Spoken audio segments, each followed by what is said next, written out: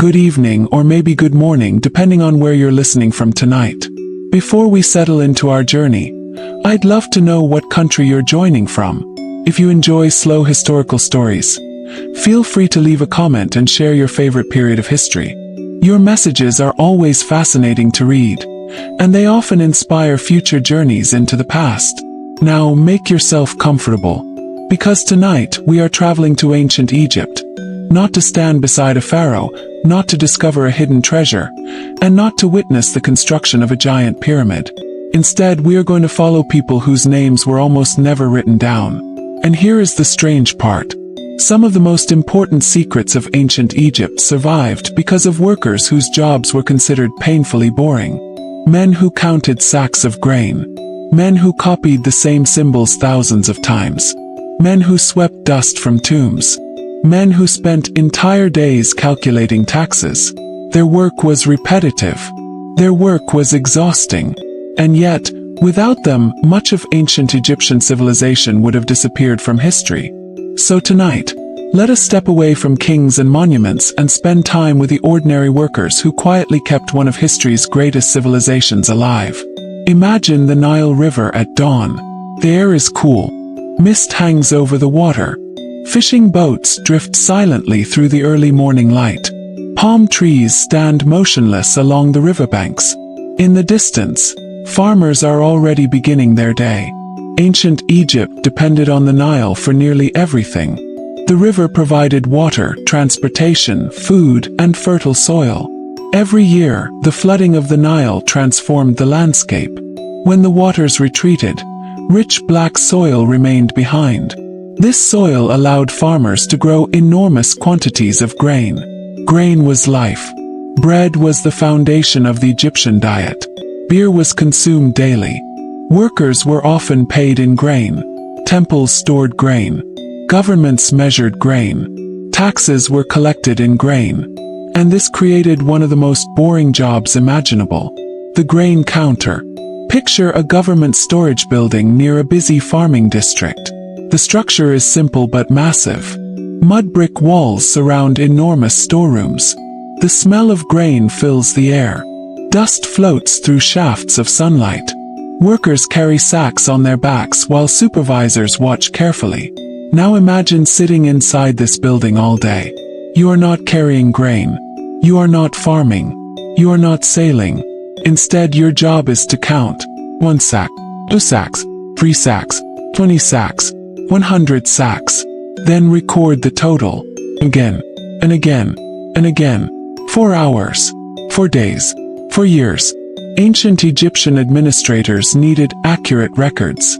If grain disappeared, someone would be blamed. If taxes were calculated incorrectly, local officials could face punishment. Every sack mattered. The grain counter's work may sound dull, but it was essential. A kingdom could not function without records. An army could not be supplied without records. A temple could not manage its resources without records. As the morning sun climbs higher into the sky, another worker begins his day nearby. He is a scribe. Today, many people hear the word scribe and imagine a respected intellectual. And that was often true. Scribes occupied an important place in Egyptian society. Many enjoyed privileges unavailable to laborers. They usually avoided the harshest forms of physical work. Yet the reality of daily scribal life could be astonishingly repetitive. A young apprentice might spend years copying the same symbols. Ancient Egyptian writing systems required tremendous practice. Students repeatedly copied signs onto pieces of limestone, pottery fragments, wooden tablets, and papyrus. Mistakes were corrected. Exercises were repeated. Lessons were memorized. Imagine writing the same sentence hundreds of times. Then imagine doing it for years. Many surviving educational texts reveal this disciplined routine. Scribes learned accounting, administration, religious texts, legal records, correspondence, inventories. The work demanded concentration and patience. Hour after hour, a scribe sat cross-legged with writing materials nearby. Reed pens rested in small pallets. Black and red ink served different purposes. Documents accumulated. Lists accumulated. Records accumulated.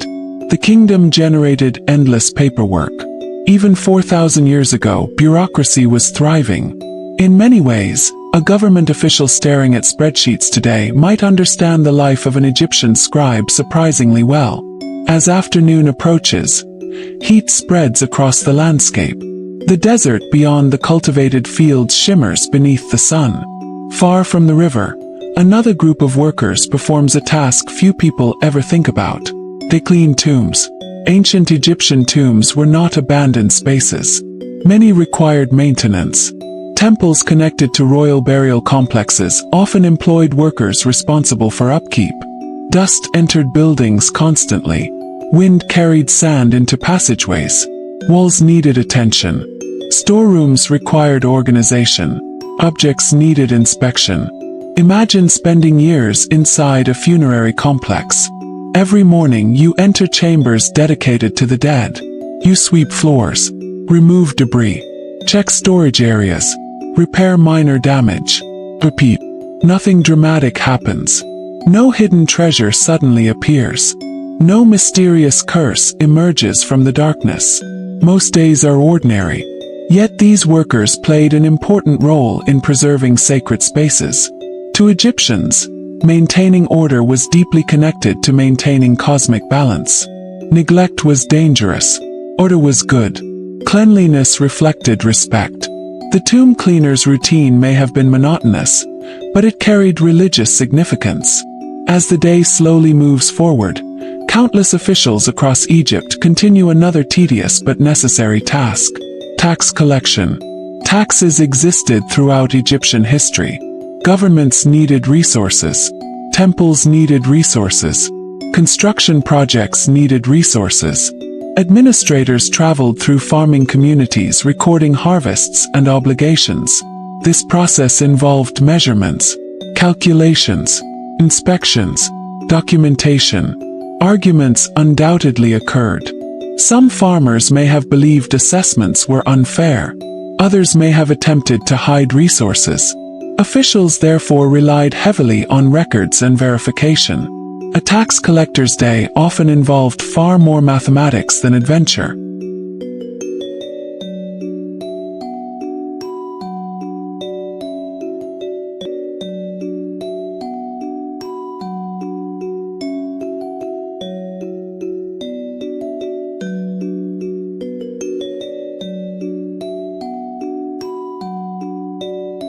Instead of discovering treasures, he was calculating quantities. Instead of battling enemies, he was reviewing inventories. Instead of becoming famous, he was ensuring numbers matched previous records. And yet, these dull activities formed the invisible framework supporting Egyptian civilization. Because while pharaohs built monuments, someone had to count the supplies. While temples conducted ceremonies, someone had to track donations. While armies marched, someone had to record provisions. The great achievements of ancient Egypt rested upon an enormous foundation of paperwork, accounting, and routine labor. As evening shadows begin stretching across the Nile Valley, thousands of workers return home. Farmers leave fields. Boatmen secure vessels. Craftsmen finish their projects. And the grain counters, scribes, tomb cleaners, and tax officials finish another day remarkably similar to the one before. Their stories rarely appear in textbooks. Their names rarely survive. But tomorrow, as the sun rises again over the Nile, their careful records, endless counting, and quiet dedication will continue to hold an entire civilization together. An entire civilization rested upon routines so repetitive that most people living today would struggle to tolerate them for even a single week. The next morning arrives much like the one before. The Nile reflects pale golden sunlight. Birds move across the reeds. Farmers walk narrow paths toward their fields. Nothing appears extraordinary. Yet hidden within this ordinary scene is one of the reasons ancient Egypt endured for thousands of years while many neighboring kingdoms vanished. Consistency. Again and again, year after year, generation after generation, Egyptians repeated the same systems that kept their world functioning. For the grain counter, The day begins before the sun has fully warmed the earth. Large storage complexes are already active. Workers unload baskets and sacks. Supervisors inspect deliveries. The smell of grain hangs heavily in the air. Dust settles onto clothing, skin, and hair. The grain counter takes his place with writing materials nearby. Soon the counting begins. A shipment arrives from nearby agricultural land. The harvest has been measured in the fields, but measurements must be confirmed again. Nothing is trusted entirely to memory. Records must match. Numbers must agree. A mistake of only a few sacks can become a serious problem when multiplied across an entire province. So the counter watches carefully. He notes quantities. He verifies markings. He records totals. Then another shipment arrives. And another. And another. Ancient Egypt's economy depended heavily upon agricultural production. Without accurate storage records, local administrators could not know how much food was available. Without that knowledge, officials could not prepare for shortages. The grain counter was therefore doing something surprisingly important. His work helped reduce uncertainty. And uncertainty was dangerous. The Nile usually flooded predictably, but not always. Some years brought excellent harvests. Others brought difficulties. When floods were too low, crops suffered. When floods were excessive, damage occurred. Officials needed reliable information to respond effectively. Behind every famous pharaoh stood thousands of individuals quietly managing details. Many of those details involved grain. The importance of grain storage can hardly be overstated. Food security was political security. Food security was social stability. Food security was survival. By mid-morning, another figure sits quietly beneath a shaded area near an administrative building. His back aches. His fingers carry traces of ink. Before him lies a collection of documents. He is a scribe. His task today is not particularly exciting. He is copying records from older documents into newer ones, line after line, column after column. Numbers, measurements, deliveries, payments, inventories. The process requires concentration because even small errors can create confusion later. Modern people often imagine ancient Egypt through images of pyramids, temples, and golden treasures. What they rarely imagine are rooms full of officials reviewing paperwork. Yet these rooms existed. Administrative centers produced remarkable amounts of documentation. The kingdom's ability to organize labor, resources, and taxation depended upon written records. A skilled scribe could spend decades producing documents that few people would ever read again. His reward was stability. Compared with many laborers, scribes often enjoyed respectable social status. Ancient Egyptian educational texts sometimes praised the scribal profession by comparing it favorably to physical labor. Students were reminded that quarry workers sweated beneath the sun. Farmers struggled with difficult conditions. Soldiers faced danger. Scribes, by contrast, worked with their minds. But such texts occasionally leave out an important detail. Mental labor could be exhausting in its own way. Hours of careful writing demanded patience that many people simply did not possess. A distracted moment could ruin an important document. A damaged papyrus might need to be rewritten. An incorrect figure could trigger future disputes. So the scribe remains focused. Outside, the world moves. Inside, he continues writing. As the heat of the day increases, life becomes slower. Even animals seek shade. The desert beyond the fertile Nile Valley appears almost motionless. Farther from the administrative centers, another worker begins a task repeated countless times throughout Egyptian history. A tomb attendant unlocks a storage chamber. The building has stood for years, perhaps decades, perhaps longer. Dust has gathered overnight.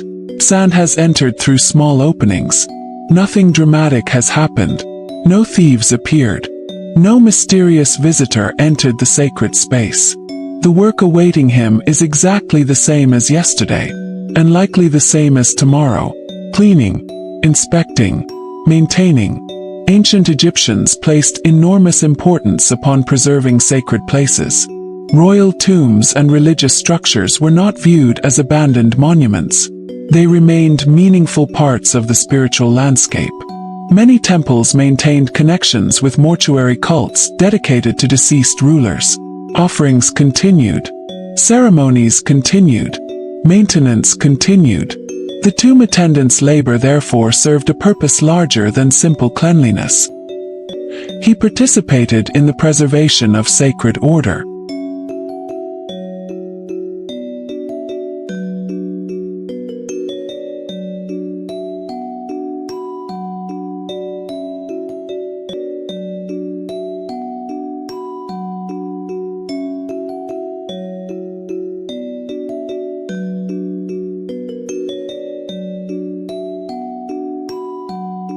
To Egyptian thinking, order and stability were central values.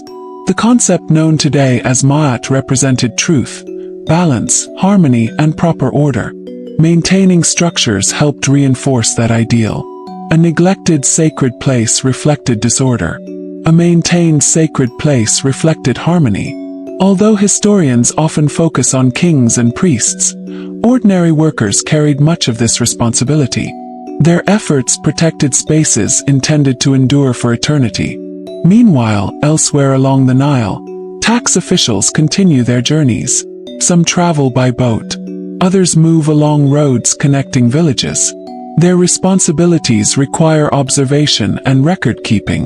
The image of the tax collector has rarely been popular throughout human history.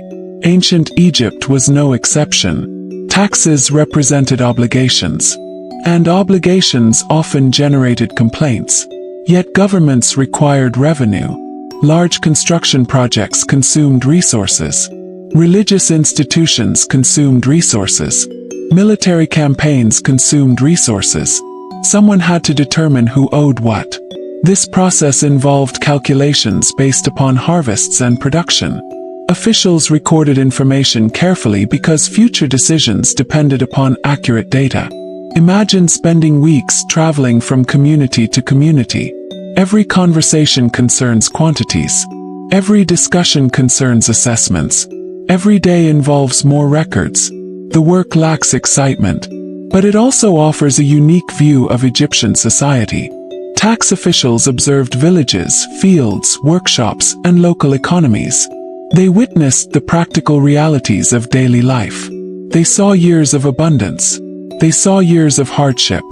And through their records, they helped connect distant communities to the larger machinery of the state. As afternoon slowly drifts toward evening, the rhythms of labor continue. Farmer loads grain. A scribe finishes a document. A tomb worker sweeps another corridor.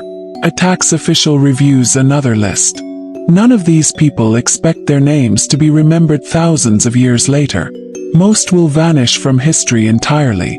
Yet traces of their work survive. A surviving account, a damaged papyrus, an inscription recording deliveries, a list of workers, a note concerning grain allocations. These fragments allow modern historians to glimpse lives often overshadowed by famous rulers.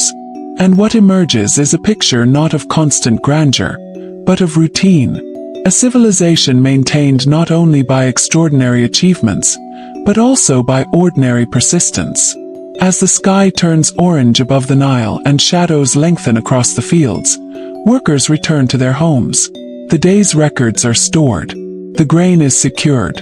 Documents are organized. Doors are closed. Tomorrow the counting will begin again. Tomorrow the writing will continue. Tomorrow another layer of dust will need removal. Tomorrow another set of taxes will require calculation. And in those quiet repetitions, ancient Egypt will keep moving forward through time, one carefully recorded number after another. Tomorrow arrives almost exactly as expected. For people living in ancient Egypt, predictability was not necessarily a bad thing. In fact, much of life depended upon it. The Nile followed seasonal patterns. Farmers followed agricultural cycles. Officials followed administrative schedules. Religious ceremonies followed calendars that had been observed for generations. To modern eyes, Such repetition might appear dull. To an ancient Egyptian, it often represented security. The sun rises once more over the fertile ribbon of land stretching through the desert. Fields begin to glow beneath the morning light. Water channels reflect the sky. Villages gradually come alive. Children wake. Animals stir. Workers begin walking toward duties they have performed countless times before.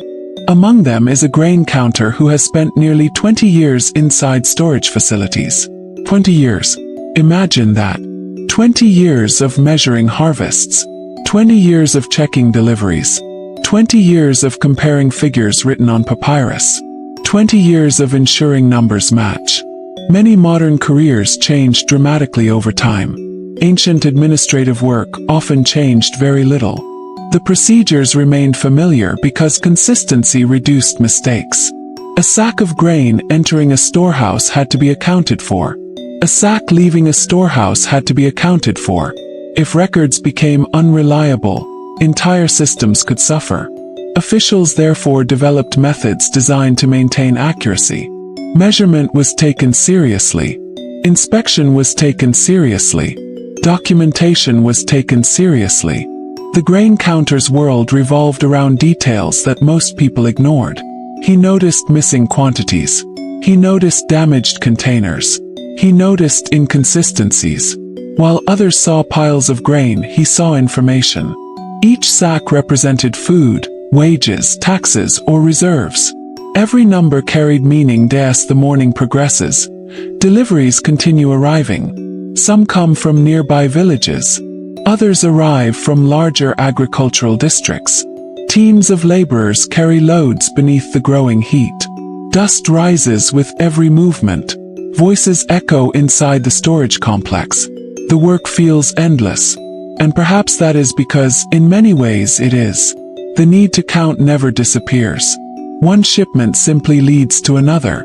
Across ancient Egypt, thousands upon thousands of records accumulated over centuries. Some survive today. Most do not.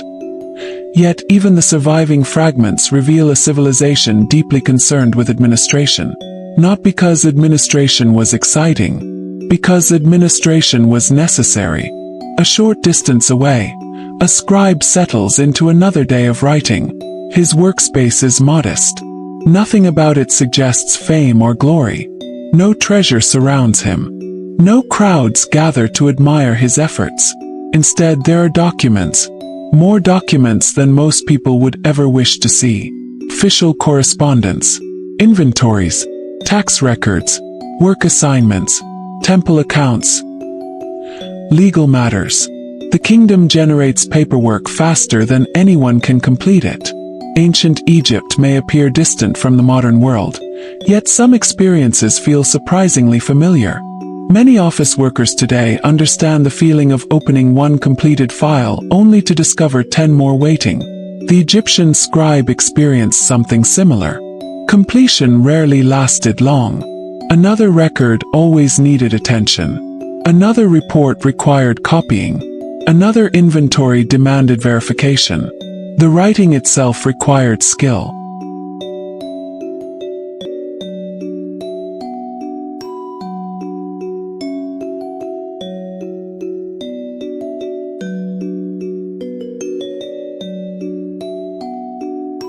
Hieratic script, commonly used for everyday administration, allowed faster writing than monumental hieroglyphs. Still, producing large quantities of text demanded patience. Hands became tired. Eyes became strained. Concentration had to remain steady. A careless mark could alter meaning. The scribe therefore worked carefully, hour after hour, day after day, year after year. Many educational texts from ancient Egypt emphasize discipline. Students practiced relentlessly because literacy opened doors unavailable to much of the population. Yet mastery came at a cost. The repetitive exercises were often tedious. Young apprentices copied examples repeatedly until proper forms became automatic. Mistakes invited correction. Corrections invited more practice. The process could continue for years. As noon approaches, the desert heat strengthens. Stone surfaces radiate warmth. Shadows become valuable. Along the western side of the Nile, where many royal tombs were located, maintenance workers continue their duties. One such worker enters a corridor decorated with scenes created generations earlier. The paintings remain beautiful. Bright colors survive despite the passage of time. Figures of gods, offerings, and ceremonies cover the walls. But dust has gathered. Sand has drifted inside. Minor damage requires attention. Nothing about the task feels heroic. There are no cheering crowds. No songs celebrating tomb cleaners. Yet these workers quietly protected some of humanity's most remarkable artistic achievements. Without maintenance, deterioration accelerates.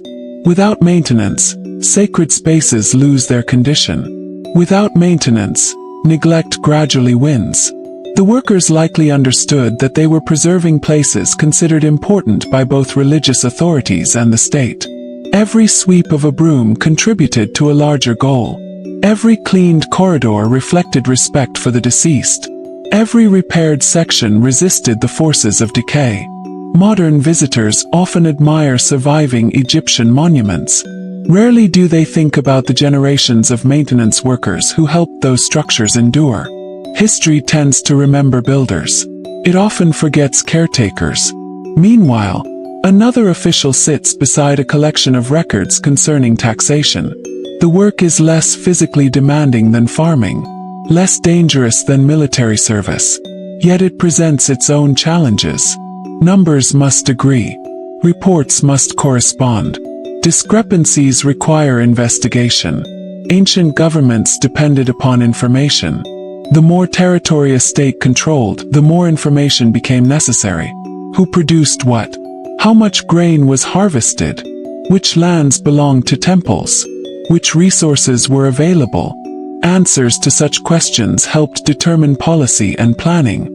Tax officials occupied an uncomfortable position. They represented authority. Authority often attracts resentment. When harvests were poor, obligations felt heavier. When assessments seemed unfair, complaints followed. Historical evidence suggests that disputes occasionally occurred regarding taxes and labor responsibilities. Human nature has not changed much across the millennia. People then, like people now, cared deeply about fairness. The official reviewing records therefore carried significant responsibility. A mistake might affect entire communities. An incorrect calculation might create future problems. Accuracy mattered. The afternoon drifts onward. The Nile continues flowing northward as it has for thousands of years. Boats move along its waters carrying people, goods, and information. Messages travel between settlements. Officials exchange reports. Administrators communicate instructions.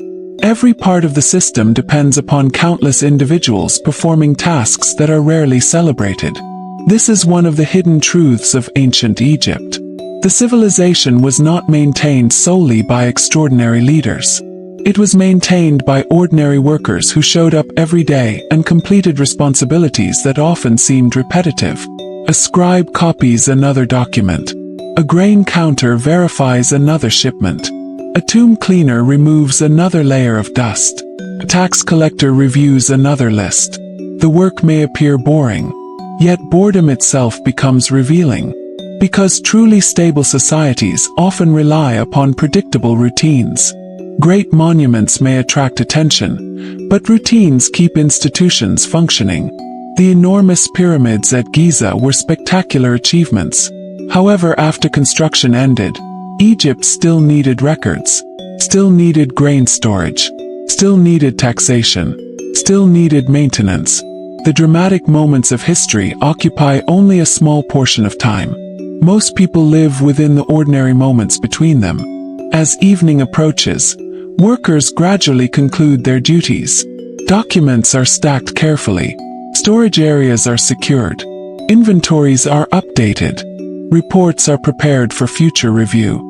The day's labor leaves little visible trace. No monument rises. No conquest occurs. No famous victory is celebrated. Yet another day of order has been preserved. And in ancient Egypt, Preserving order was among the most important achievements of all. Beyond the horizon, future generations remain unaware that these seemingly insignificant tasks are helping sustain one of history's longest-lasting civilizations, a civilization whose greatest challenges may not come from invading armies, but from something far less dramatic and far more dangerous than anyone in these offices can yet imagine.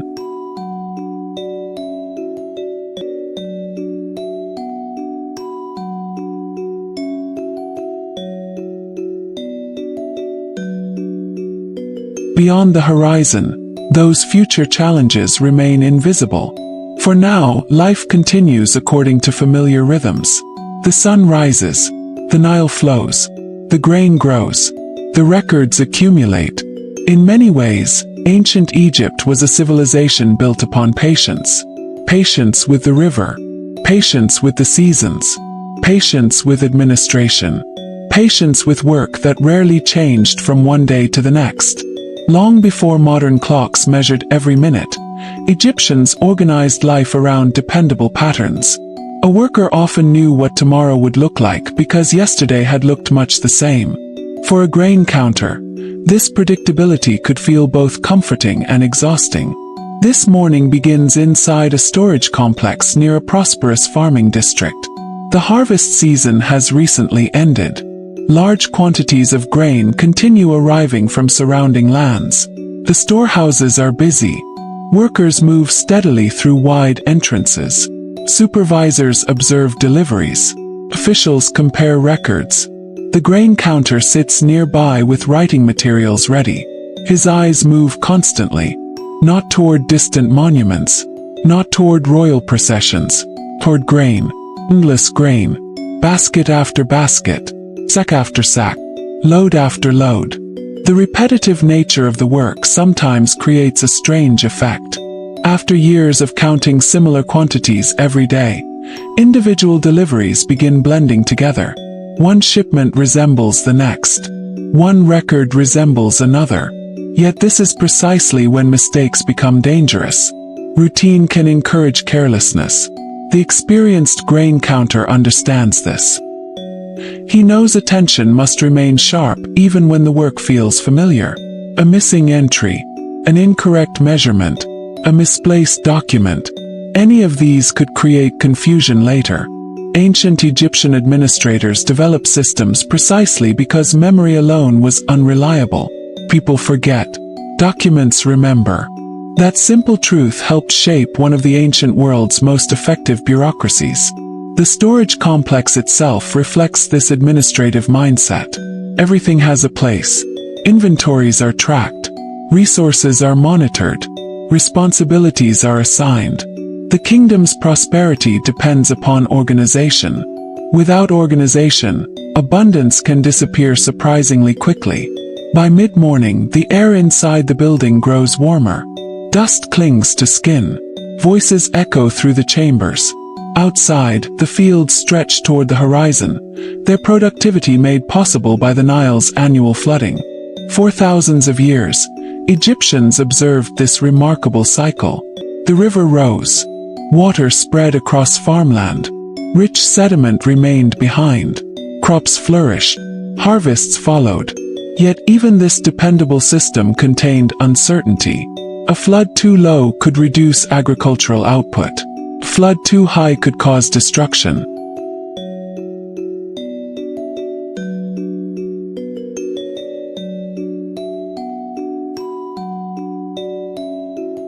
The grain counter's records therefore represented more than simple accounting. They provided information about the health of the kingdom itself. Every total hinted at larger conditions. Every inventory told a story about abundance or scarcity. Nearby, a scribe works through another collection of documents. The room is relatively quiet. Only the occasional scratch of a reed pen breaks the silence.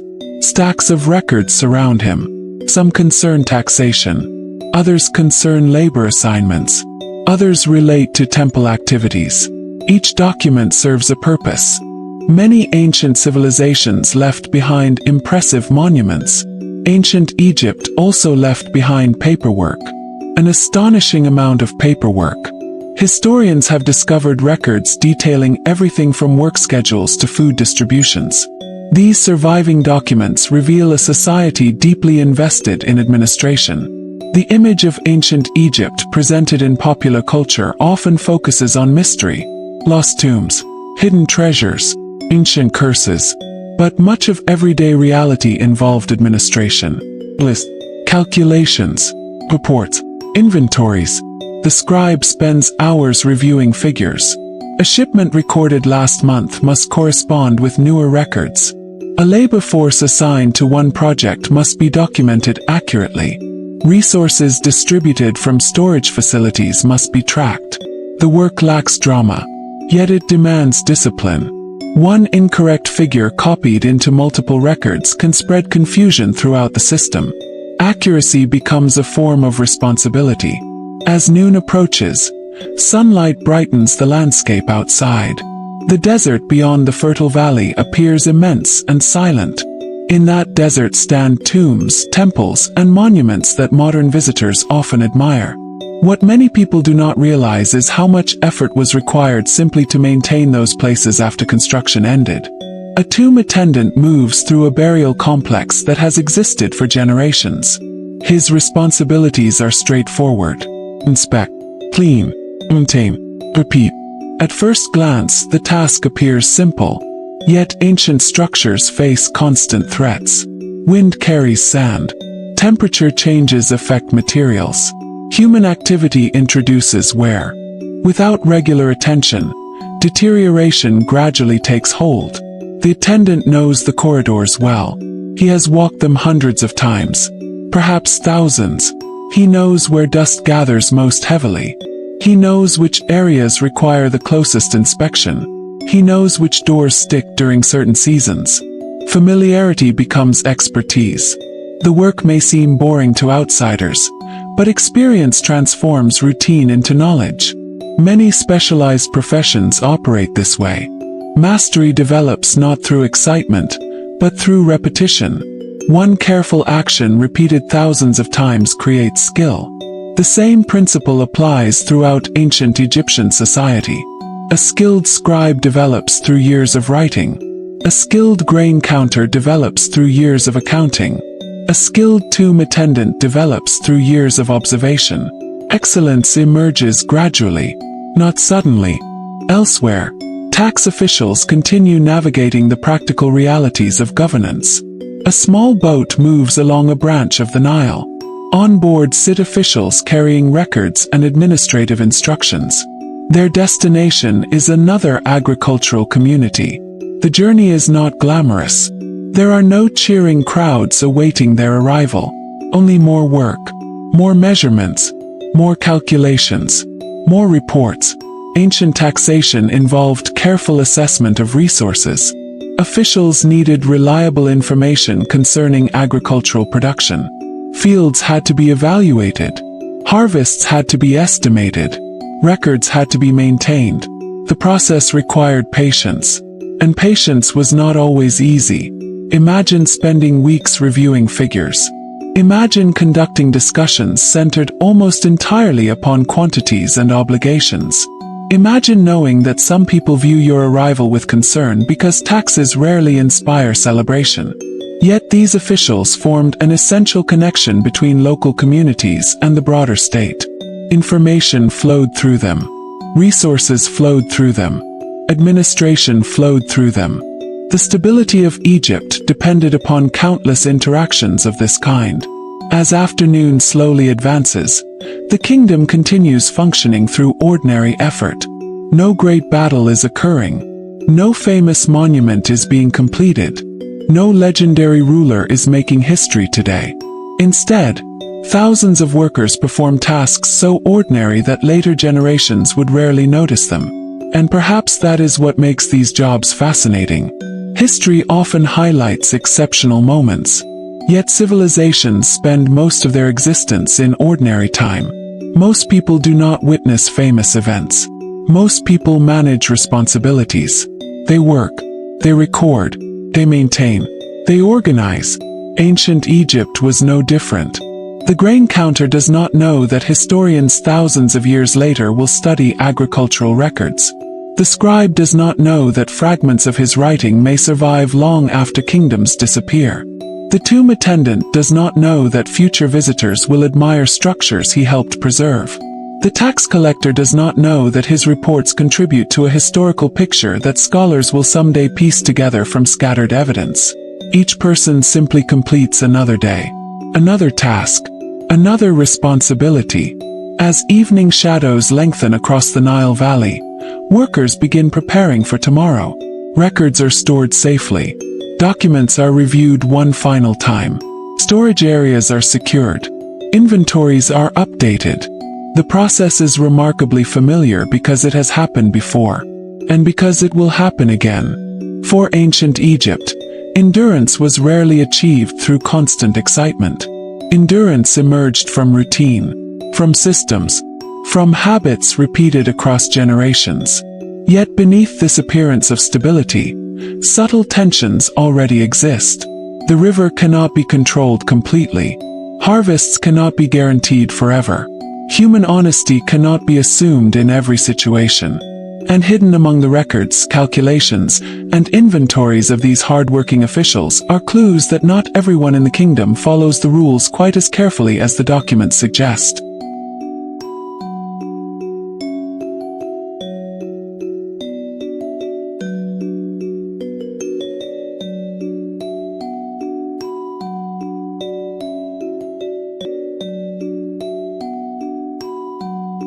And hidden among the records, calculations, and inventories of these hard-working officials are clues that not everyone in the kingdom follows the rules quite as carefully as the documents suggest.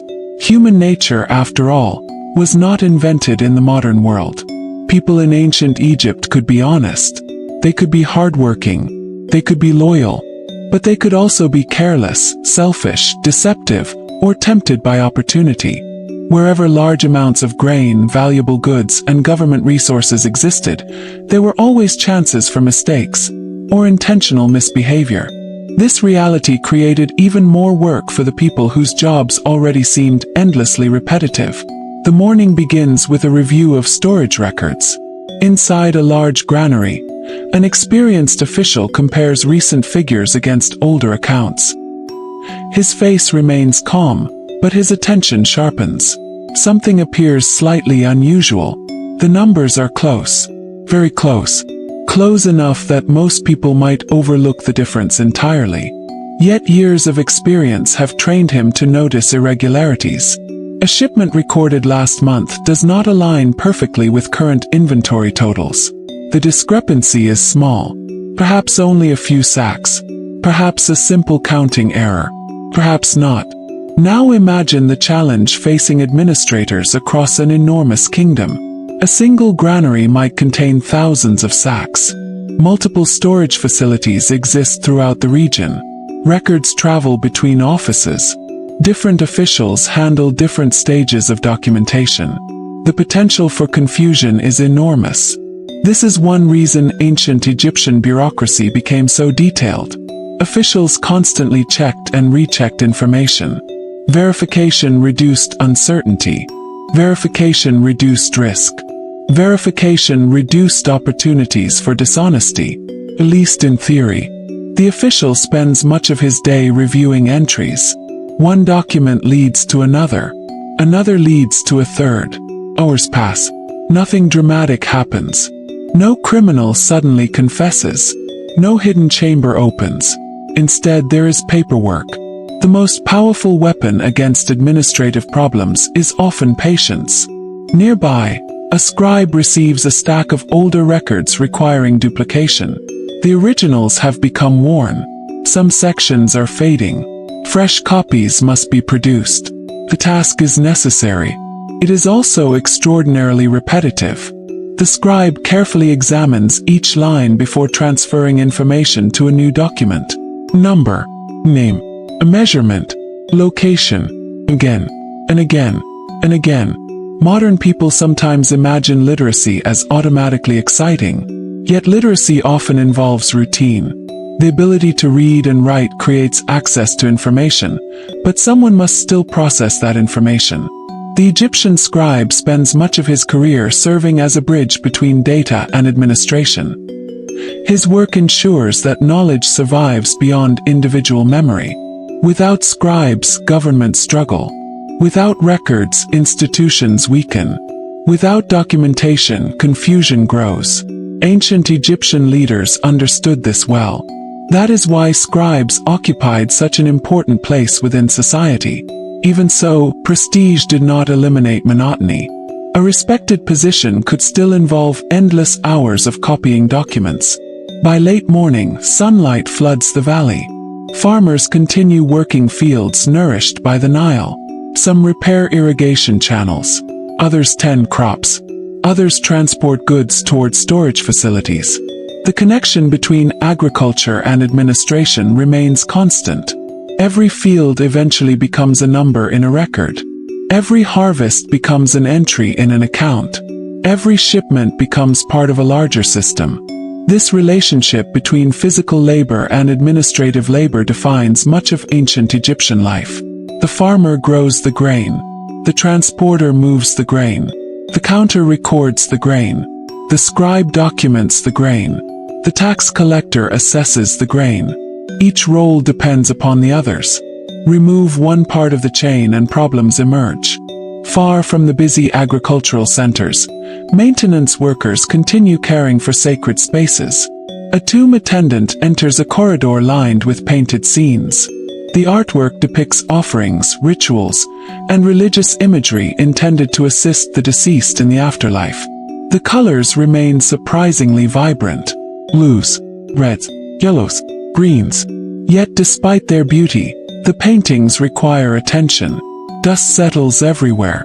Tiny particles accumulate gradually, day after day, week after week, month after month. Without regular cleaning, surfaces become obscured. The attendant moves methodically through the chamber. There is no urgency, no excitement, only patience.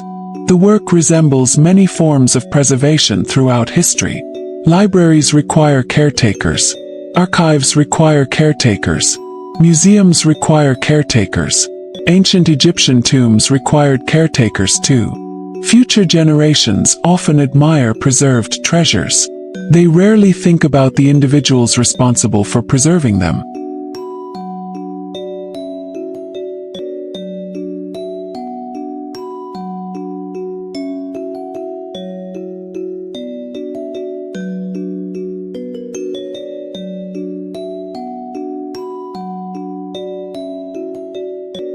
Yet preservation itself is a skill.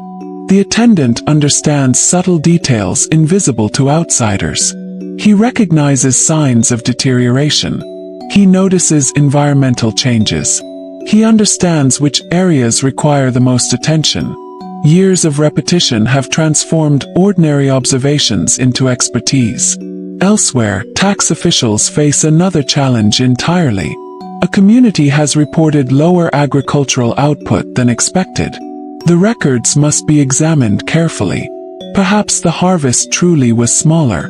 Perhaps flooding conditions affected production. Perhaps calculations were recorded incorrectly. Or perhaps someone hopes to reduce obligations by reporting less than was actually produced. Determining the truth requires investigation. An investigation requires time. The officials review measurements. They compare historical records.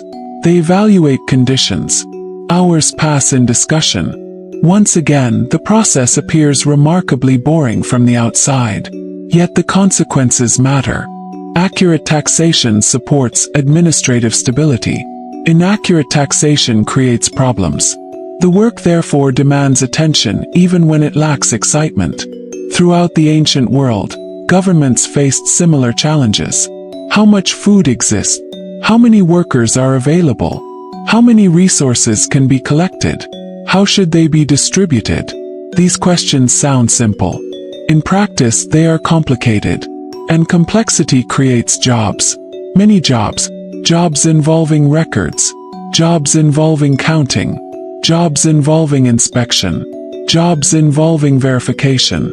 Ancient Egypt generated entire professions dedicated to answering administrative questions. As afternoon settles over the Nile Valley, daily life continues unfolding at its familiar pace. Boats drift across the river. Workers carry supplies. Officials review documents. Children play near homes. Animals seek shade from the heat. The kingdom appears stable, orderly, predictable. Yet beneath that appearance lies constant effort. Stability does not maintain itself. Someone must preserve it. Someone must monitor it. Someone must document it. The grain counter performs another calculation. The scribe copies another record. The tomb attendant cleans another chamber. The tax collector reviews another report. Together, they form part of an invisible network connecting every level of Egyptian society. This network is easy to overlook because it lacks spectacle. People remember pyramids. People remember pharaohs. People remember treasures. Few remember inventories. Few remember tax assessments. Few remember maintenance schedules. Yet those quieter elements often determine whether institutions survive. As evening approaches, workers gradually conclude another day. Documents are organized carefully. Storage facilities are inspected. Reports are prepared for future review.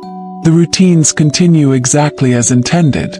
But among some officials, small concerns remain unresolved. A discrepancy here. An unusual report there. A number that does not quite fit. Nothing large enough to threaten the kingdom. Not yet. Still, experienced administrators understand something important. Major problems rarely begin as major problems.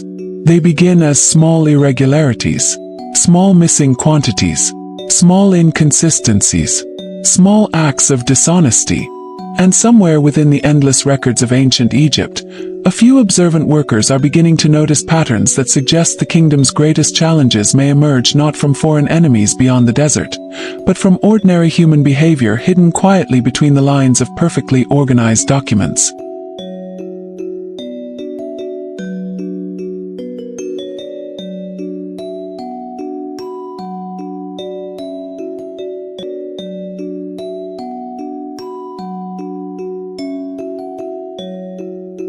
And somewhere within the endless records of ancient Egypt, a few observant workers are beginning to notice patterns that suggest the kingdom's greatest challenges may emerge not from foreign enemies beyond the desert, but from ordinary human behavior hidden quietly between the lines of perfectly organized documents. The next sunrise arrives gently over the Nile Valley.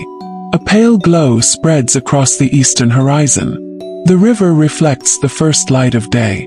Palm trees stand motionless in the morning air. For a few moments, everything feels peaceful. Then the machinery of daily life begins moving once more. Doors open. Boats depart. Workers gather. Records are unrolled. Calculations resume. Ancient Egypt often appears timeless when viewed from a distance.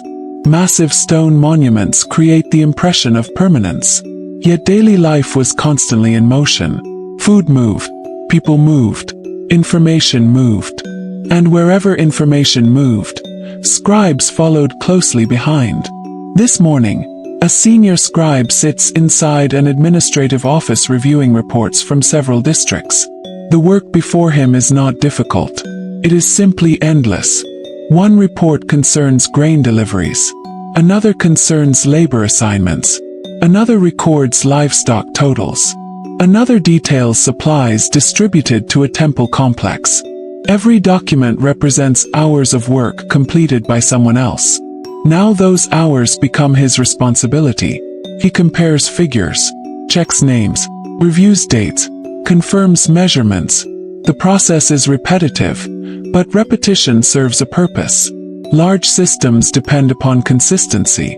Without consistency, mistakes multiply. The scribe understands this better than most.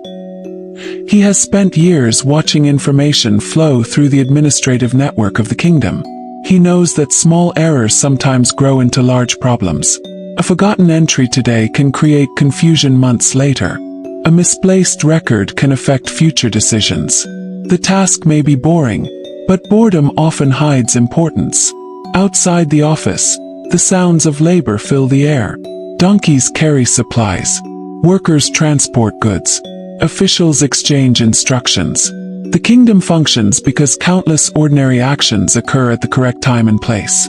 One missing shipment might seem insignificant. One delayed report might seem harmless. Yet enough disruptions can create genuine difficulties. Ancient Egyptian administrators devoted enormous effort to preventing such disruptions. Not because they enjoyed paperwork, because paperwork reduced uncertainty. Across the river, activity continues inside a grain storage facility. A grain counter examines newly delivered harvests.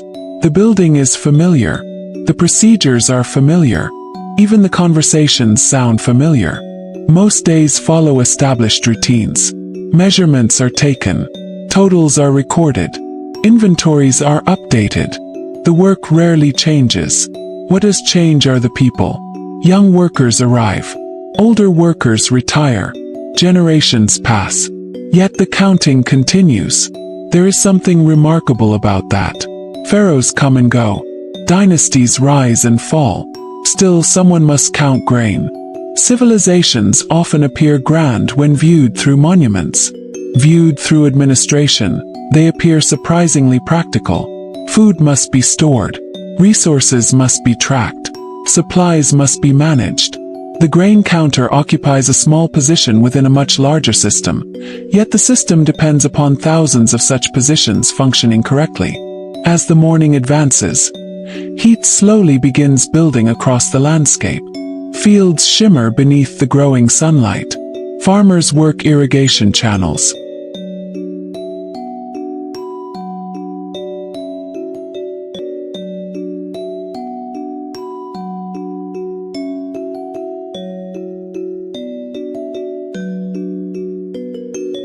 Others inspect crops.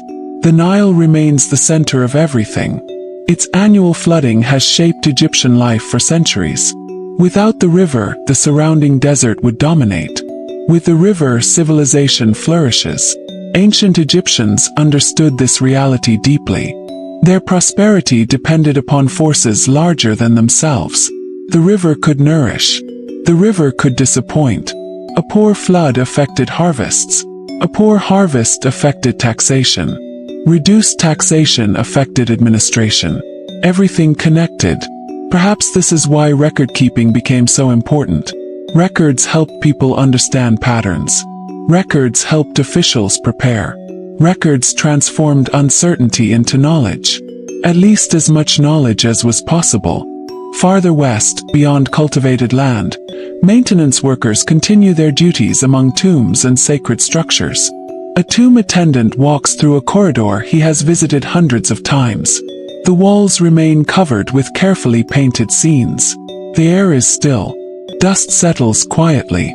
Nothing appears different from yesterday. And yet inspection continues. The attendant examines surfaces, checks storage areas, observes conditions. Small details matter. Crack in plaster. Damaged door. An area accumulating excessive dust. Problems rarely announce themselves dramatically. More often they appear gradually. The worker's experience allows him to notice subtle changes. This kind of knowledge cannot be learned quickly. It develops through years of observation, through repetition, through familiarity.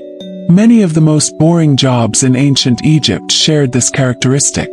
The work appeared simple from the outside, yet expertise developed slowly over time. A newcomer could count grain. An expert grain counter noticed irregularities. A newcomer could clean a tomb. An experienced attendant recognized early signs of deterioration. A newcomer could copy records. An accomplished scribe identified inconsistencies hidden within hundreds of entries. The difference lay in accumulated knowledge. And accumulated knowledge was valuable. By midday, the heat becomes intense. Many workers seek shade whenever possible. Administrative offices remain busy. Documents continue arriving. Officials continue reviewing information. One tax collector spends the afternoon examining agricultural reports from several villages. At first glance, the figures appear ordinary. Yet something catches his attention. Production levels differ slightly from expectations. Not enough to create alarm. Not enough to suggest disaster. Simply enough to raise questions. Questions lead to investigation. Investigation leads to more records. More records lead to more work. The cycle never truly ends. This is one reason ancient Egyptian bureaucracy became so extensive. Every answer generated new questions. Every report required verification. Every decision required information. A functioning state needed data. The tax collector reviews older documents. Comparisons are made. Patterns emerge. Some villages produced slightly less grain. Others remained stable. Few produced more. Such variation was normal. Agriculture always involved uncertainty. Weather conditions mattered. Flood conditions mattered. Local circumstances mattered. The challenge lay in distinguishing ordinary variation from potential problems. And so the work continues. Hour after hour. Page after page. Calculation after calculation.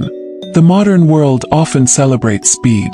Ancient administration frequently rewarded patience. Patience revealed details. Patience exposed mistakes. Patience uncovered truths hidden beneath appearances. As afternoon gradually gives way to evening, the Nile Valley settles into softer light. Boats return toward docks. Workers begin concluding their tasks. The grain counter completes final entries. The scribe organizes documents. The tomb attendant secures storage areas. The tax collector prepares reports for future review. Another day has passed. A day largely defined by routine. No great military victory occurred. No legendary monument was completed. No famous ruler transformed history. Instead, ordinary workers performed ordinary duties. And yet these ordinary duties helped sustain one of the most enduring civilizations humanity has ever known.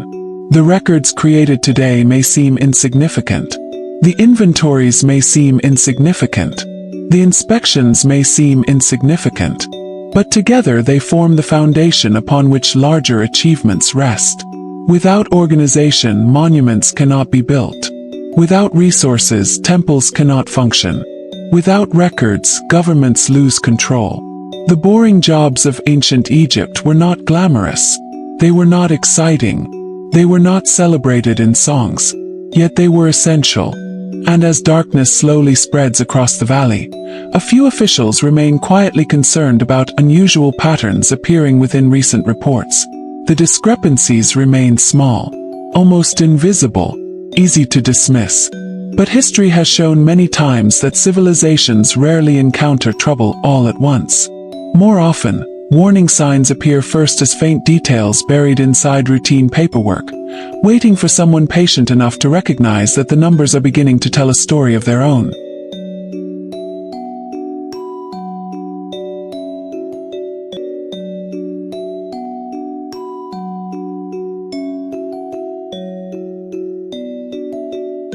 More often, warning signs appear first as faint details buried inside routine paperwork, waiting for someone patient enough to recognize that the numbers are beginning to tell a story of their own. The story, however, does not reveal itself quickly. Ancient Egypt moves at the pace of seasons. The Nile rises and falls. Fields are planted and harvested. Records accumulate slowly. Changes emerge gradually. To understand them, a person must pay attention for years rather than days. This is why some of the kingdom's most observant individuals are not warriors or nobles. They are scribes. They are grain counters. They are tax officials. People whose lives revolve around noticing details. The morning begins quietly in an administrative center near the Nile. A young apprentice scribe arrives before many of the senior officials. He carries writing materials and several unfinished documents.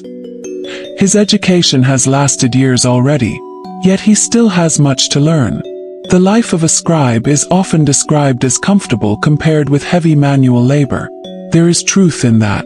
A scribe usually avoids carrying massive stone blocks beneath the desert sun.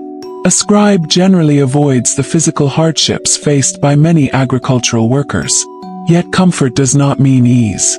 The apprentice spends hours copying texts. His teacher examines each line carefully. Mistakes are identified immediately. Incorrect signs must be rewritten. Poor handwriting must be improved. Attention to detail is not optional. The student sometimes grows frustrated. After all, writing the same symbols repeatedly can feel tedious. But ancient Egyptian education relied heavily upon repetition. Skills developed through practice. Knowledge developed through repetition. Accuracy developed through repetition. The same principle shaped much of Egyptian society. People learned by doing, then doing again, and again. By mid-morning, the apprentice's fingers ache slightly from holding his writing tools. The lessons continue. Records must be copied correctly. Official language must follow accepted forms. Administrative procedures must be understood. One day he may oversee important documents himself. For now he practices patience. Elsewhere, experienced scribes work through their own responsibilities. One reviews inventories from temple estates. Another records distributions of supplies. Another prepares correspondence destined for officials in a neighboring district. The volume of information moving through the kingdom is remarkable. Every shipment, every payment, every assignment, every assessment, someone records it.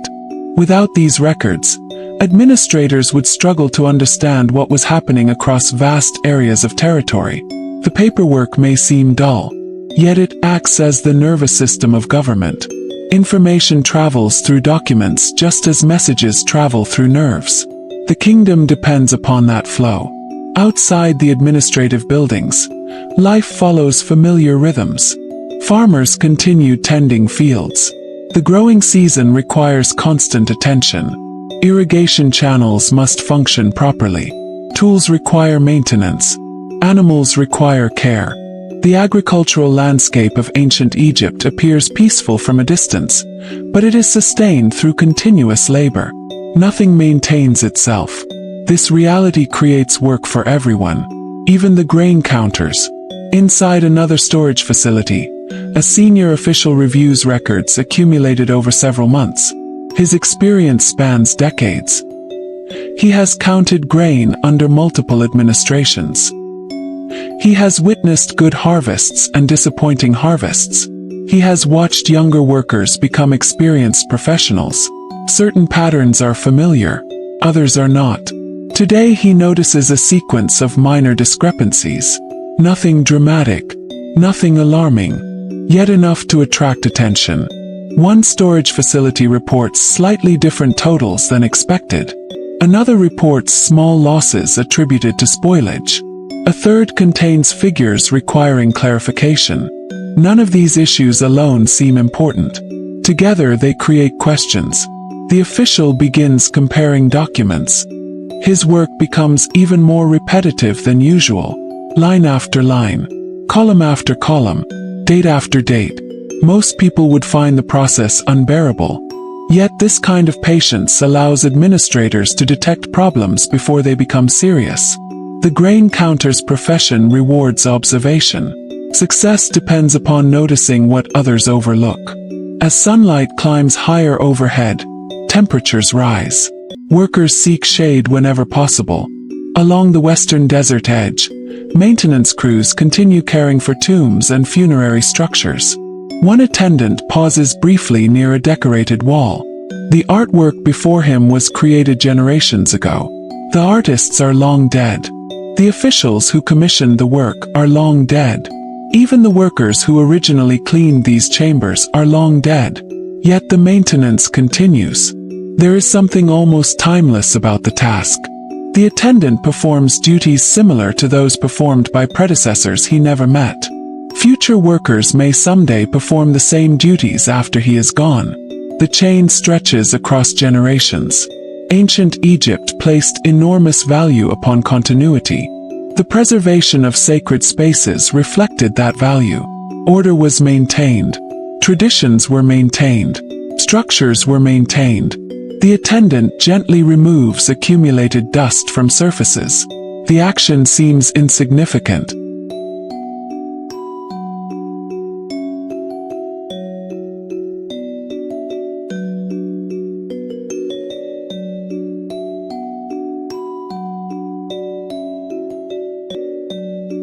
Yet repeated over decades and centuries, such efforts make a tremendous difference.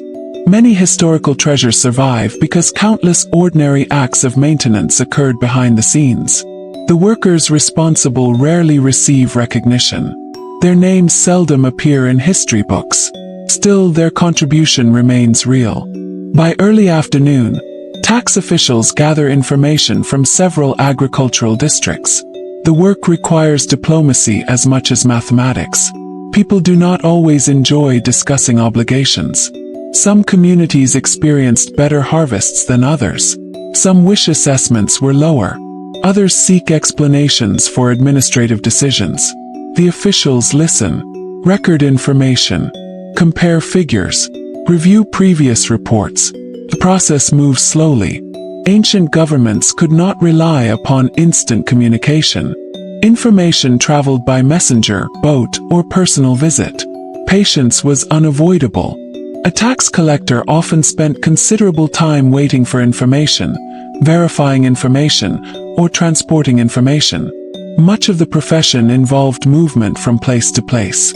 Yet wherever he traveled, paperwork followed. Records accompanied every stage of the process. The farther one looks into ancient Egyptian administration, the more paperwork appears. Lists of workers, lists of supplies, lists of animals, lists of taxes, lists of offerings, lists of deliveries, lists of inventories. Civilization generated lists, and scribes preserved them. As afternoon drifts toward evening, the Nile continues flowing steadily northward. Its waters connect distant communities. Boats transport goods and messages between regions. Officials exchange reports. Administrators review developments. Life unfolds at a pace shaped by nature and bureaucracy alike. The kingdom remains stable. The harvests continue. The temples function. The records accumulate. Yet observant officials are beginning to recognize something interesting. Not necessarily a crisis. Not necessarily corruption. Simply evidence that maintaining order requires constant effort. The larger the system becomes, the more opportunities exist for mistakes. A missing shipment, delayed report, an inaccurate measurement, a misunderstood instruction. The challenges of administration are often mundane rather than dramatic. That is precisely what makes them difficult. Grand threats attract attention immediately. Small problems hide. They blend into routine. They disguise themselves as ordinary inconveniences. Only patient workers notice them. Only patient workers investigate them. And patience may be the most valuable skill possessed by the supposedly boring professions of ancient Egypt. As evening shadows stretch across the valley once more, workers secure documents and conclude their duties. The apprentice scribe stores completed exercises. The grain counter organizes inventories. The tomb attendant finishes inspections. The tax collector prepares notes for tomorrow's journey. The day ends quietly. No one suspects that future historians will someday study fragments of these very activities to reconstruct the lives of ordinary Egyptians. Yet among the thousands of surviving records left behind by the civilization, there are occasional glimpses of disagreements, missing supplies, workplace complaints, and human frustrations. Small reminders that even in a kingdom famous for order and stability, everyday life was often far more complicated than the official records preferred to admit.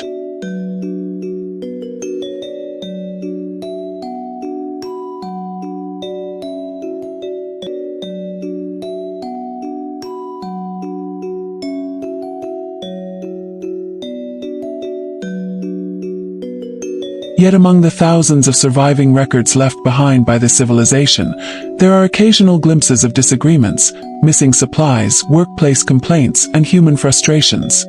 Small reminders that even in a kingdom famous for order and stability, everyday life was often far more complicated than the official records preferred to admit. The next morning begins with the familiar sounds of movement along the Nile. Boats drift away from shore. Workers gather supplies. Officials prepare documents for another day of administration. The cycle repeats itself with remarkable consistency. For many Egyptians, Life was not defined by dramatic events. It was defined by responsibilities. Daily responsibilities. Monthly responsibilities. Yearly responsibilities. Responsibilities that continued regardless of weather, politics, or personal feelings. One of the most revealing places to observe this reality is inside the village known today as Deir el-Medina. Located near the royal tombs in western Thebes, this settlement housed many of the skilled workers responsible for constructing and decorating royal burial chambers during the period of the New Kingdom. Unlike many ancient communities, Deir el-Medina left behind an extraordinary collection of written records. These records offer historians a rare window into ordinary life. And what they reveal is fascinating. The workers were highly skilled. They produced magnificent art and architecture. Yet they also complained. They argued. They worried about supplies. They worried about wages. They dealt with the same practical concerns that people experience today. A scribe working within this community spent much of his time documenting these realities. Attendance records were maintained. Work assignments were recorded. Deliveries were tracked. Disputes occasionally appeared in official documents. The result is one of the most detailed pictures of everyday life anywhere in the ancient world. Imagine being responsible for recording such information. Every absence must be explained. Every distribution must be documented. Every instruction must be preserved. The work requires endless attention. A worker misses a day. The reason is recorded. Another receives supplies. The transaction is recorded. A disagreement occurs. The details may be recorded. The modern image of ancient Egypt often feels distant and mysterious. These records make it feel surprisingly human. As the morning advances, another grain counter begins reviewing deliveries destined for workers and officials. Food distribution was one of the state's most important responsibilities. Workers frequently received payment in the form of grain and other provisions rather than coinage. This made accurate accounting essential. If records were wrong, people could receive too much or too little. Neither outcome was desirable. The grain counter examines storage inventories carefully. His world revolves around quantities, measurements, allocations, balances. Most people would consider such work monotonous. Yet his calculations influence the lives of many others. A small error can affect dozens of households. A large error can affect entire communities. Responsibility often hides within routine. The same principle applies throughout the Egyptian administrative system. Tasks that appear simple from a distance become increasingly important upon closer inspection. Near midday, a senior scribe reviews reports concerning worker provisions. The records contain familiar details: grain distributions, beer allocations, supply deliveries, attendance notes. At first glance, nothing appears remarkable. Yet these documents preserve details of daily existence that would otherwise vanish completely. Historians learn about ancient workers not because kings described them in grand inscriptions, but because scribes recorded practical information. The boring paperwork survived. And because it survived, ordinary people remain visible across thousands of years. Without these records, we would know far less about the realities of Egyptian life. The irony is difficult to ignore.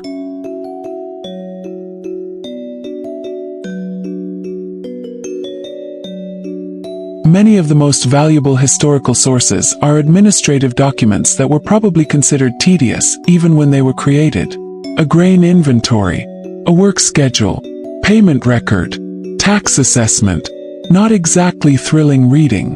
Yet these records provide insights that monuments alone cannot offer. As afternoon approaches, heat settles heavily across the valley. Work continues despite the temperature. A tomb attendant enters a storage area associated with a funerary complex. The routine remains unchanged. Inspect, clean, maintain, document, repeat. Some sections require more attention than others. Certain areas accumulate dust quickly. Certain materials show signs of wear.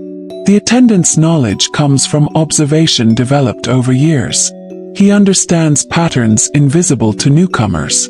He notices changes before they become problems. In many ways, he resembles modern preservation specialists. His tools may differ. His world may differ. His goals are surprisingly familiar. Protect valuable places. Preserve important materials. Prevent deterioration. The work is quiet. The work is repetitive. The work matters. Elsewhere, tax officials continue their responsibilities. One official studies agricultural reports while comparing them with older records. The process demands patience. Ancient administration rarely rewarded haste. Quick decisions could create lasting mistakes. Careful review offered greater security. This approach sometimes slowed progress. It also reduced risk. The official notices that conditions vary between districts. One region experienced strong harvests. Another produced more modest yields. Such differences were normal. The challenge lay in managing them effectively. The state needed accurate information before making decisions. And accurate information required documentation. Every answer led back to records. Every record led back to scribes. Every scribe contributed to the larger machinery of governance. As the afternoon lengthens, thoughts turn increasingly toward one of the most interesting aspects of Egyptian bureaucracy: its durability. Dynasties changed. Rulers changed. Political circumstances changed. Yet administrative systems often continued. New officials inherited procedures established by predecessors.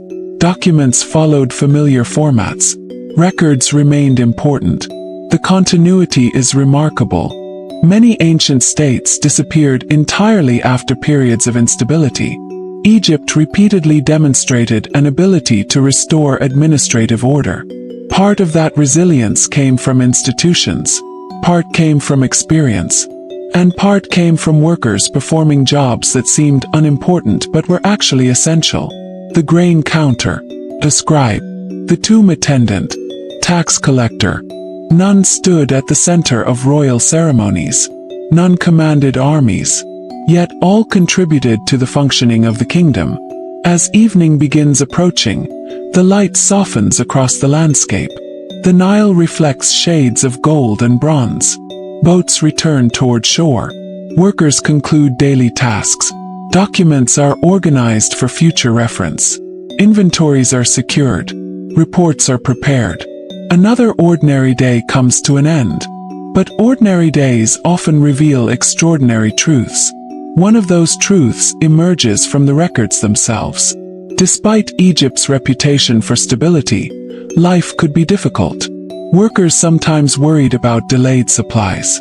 Officials sometimes faced shortages. Communities sometimes experienced tensions. The surviving documents do not describe a perfect society. They describe a human society. A society filled with effort, responsibility, frustration, achievement, and compromise. And among the countless records preserved across centuries, some contain evidence of a remarkable event that would have surprised many Egyptians. A moment when workers responsible for royal tombs became so concerned about provisions and payments that they decided to do something almost unheard of in the ancient world.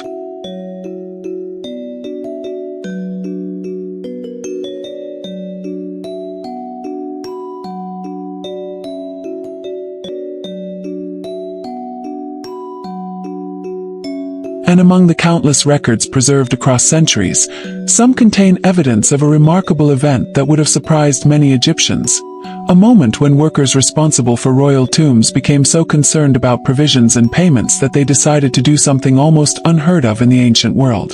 The event unfolded during the reign of Ramesses III, one of the last powerful rulers of Egypt's new kingdom. By this time, centuries of royal building projects had transformed the western desert near Thebes into a landscape filled with tombs, temples, workshops, and administrative offices. The workers of Deir el-Medina remained among the most skilled laborers in the kingdom. They carved chambers. They painted walls. They decorated royal tombs intended to last forever. Their work demanded precision and experience. Yet even highly skilled workers depended upon something very ordinary: food. specifically regular deliveries of grain and provisions. These deliveries formed a crucial part of their compensation. When supplies arrived on time, life continued normally. When supplies were delayed, anxiety spread quickly. Imagine waiting for wages needed to support your household. Days pass, then more days. The expected deliveries do not arrive. Questions begin circulating through the community. People wonder what has happened. Officials promise solutions. Yet uncertainty remains. The remarkable aspect of this story is that scribes documented it. Because records survive, historians can glimpse the concerns of ordinary workers rather than hearing only the voices of kings and elites.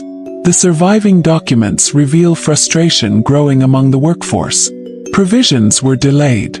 Workers became increasingly worried. Eventually they stopped working.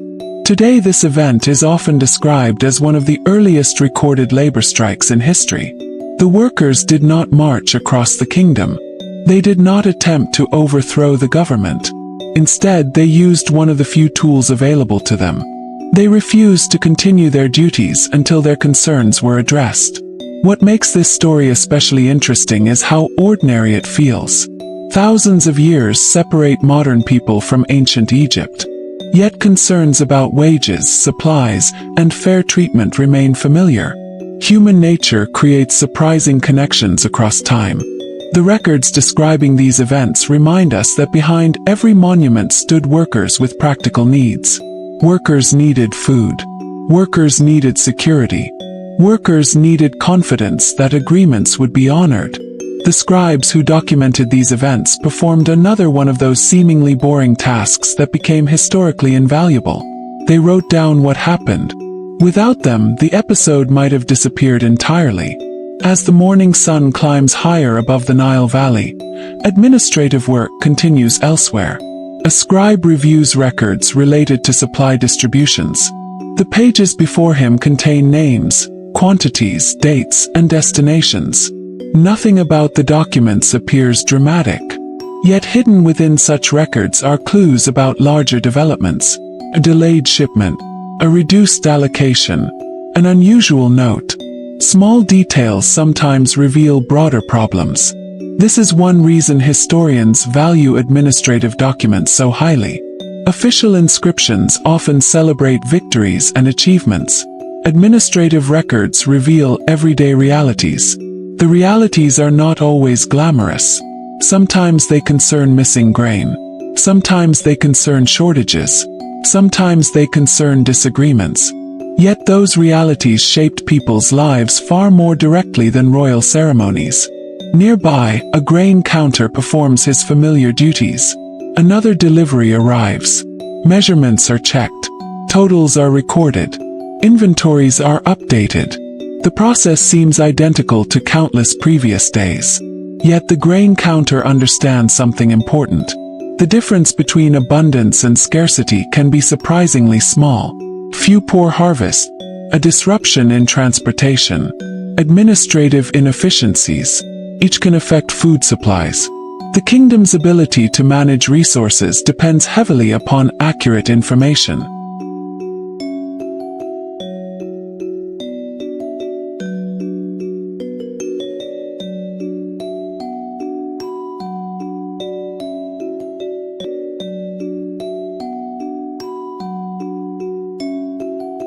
The grain counter's calculations contribute to that effort.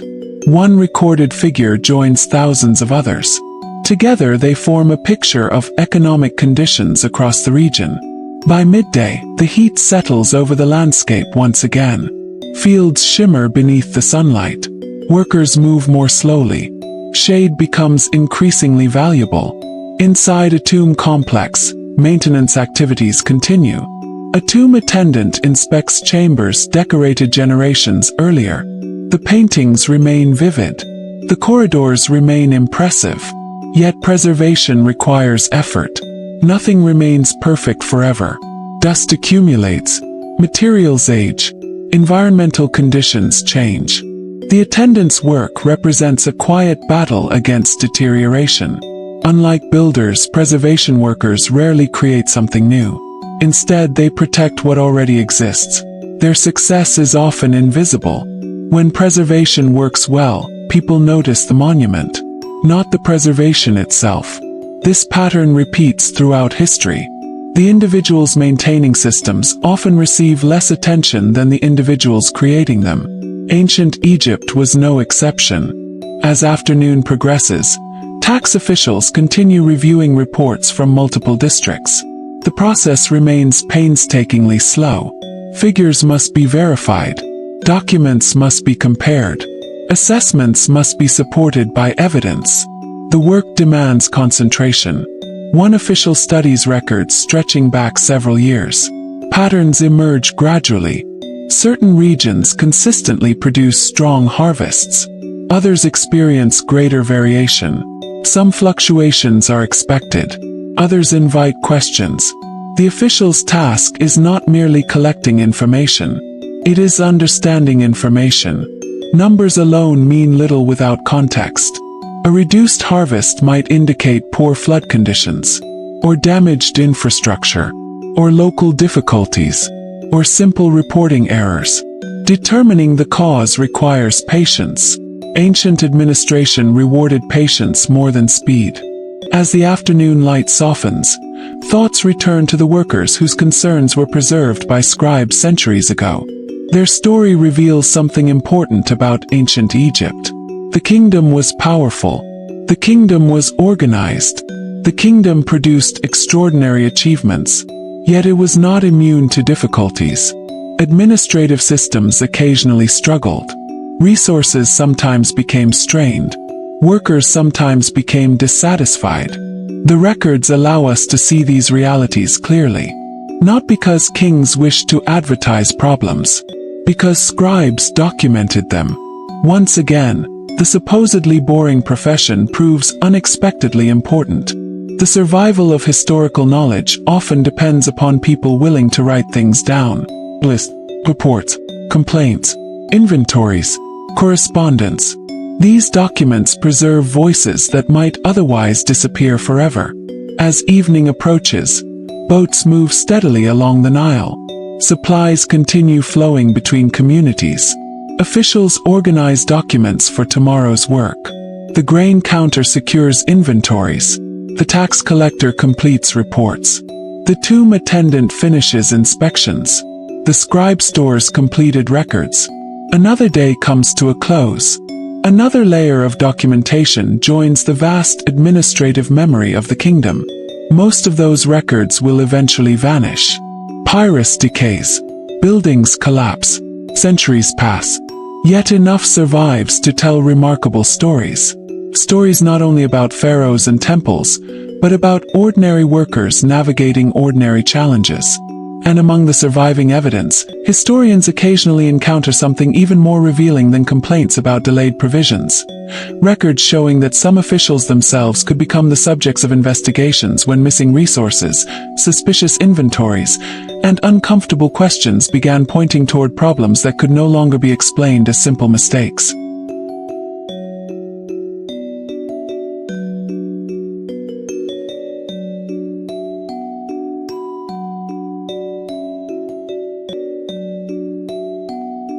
And among the surviving evidence, historians occasionally encounter something even more revealing than complaints about delayed provisions. Records showing that some officials themselves could become the subjects of investigations when missing resources, suspicious inventories, and uncomfortable questions began pointing toward problems that could no longer be explained as simple mistakes. The morning begins with a document. Not a grand royal decree. Not a religious text. Simply a report. A report containing numbers. The sort of report that most people would glance at briefly before setting aside. Yet in ancient Egypt, numbers could tell surprisingly powerful stories. When inventories failed to match expectations, someone eventually noticed. When supplies disappeared, questions followed. When records contradicted one another, administrators became interested. This was one reason scribes occupied such an important place within society. Their work created accountability. A kingdom without records depends on memory. A kingdom with records can compare yesterday against today. and comparisons often reveal truths.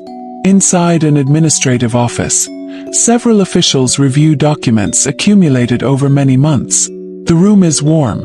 Papyrus scrolls lie neatly arranged nearby. The work is slow and methodical. Every figure must be checked.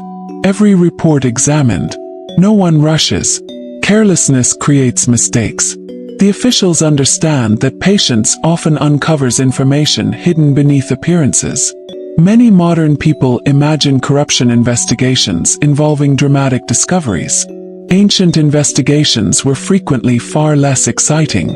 Most began with paperwork, an unexpected discrepancy, a missing quantity, an unexplained difference between records. One unusual figure led to another, then another. Eventually someone asked a question. The question led to further review. And further review led to more paperwork. The process could continue for weeks, perhaps months. Ancient Egypt's administrators relied heavily upon documentation because documentation provided evidence. Evidence mattered. Without evidence, accusations remained uncertain. With evidence, officials could begin identifying causes. Sometimes the explanation proved harmless. Calculation error, a damaged shipment, a misunderstanding. Other times the explanation was less innocent. As sunlight spreads across the Nile Valley, daily life continues beyond the office walls. Farmers work fields. Boats move along waterways. Laborers transport supplies. The kingdom functions through thousands of interconnected activities. Most people remain unaware of administrative investigations occurring elsewhere. And that is often how administration works. The visible world continues operating while paperwork quietly determines outcomes behind the scenes. Nearby, a grain counter faces another day of familiar responsibilities. The storage complex is busy. Harvests continue arriving. Inventories require updating. Measurements require verification. His work has become almost instinctive after years of experience. He notices details automatically. An unusually light sack. An inconsistent total. A shipment arriving later than expected. These observations may seem insignificant. Yet experienced workers often detect problems before anyone else. The grain counter occupies a unique position.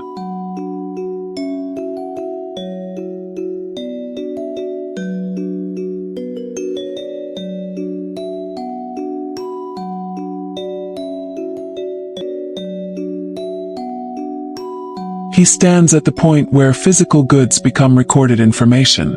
That transition matters.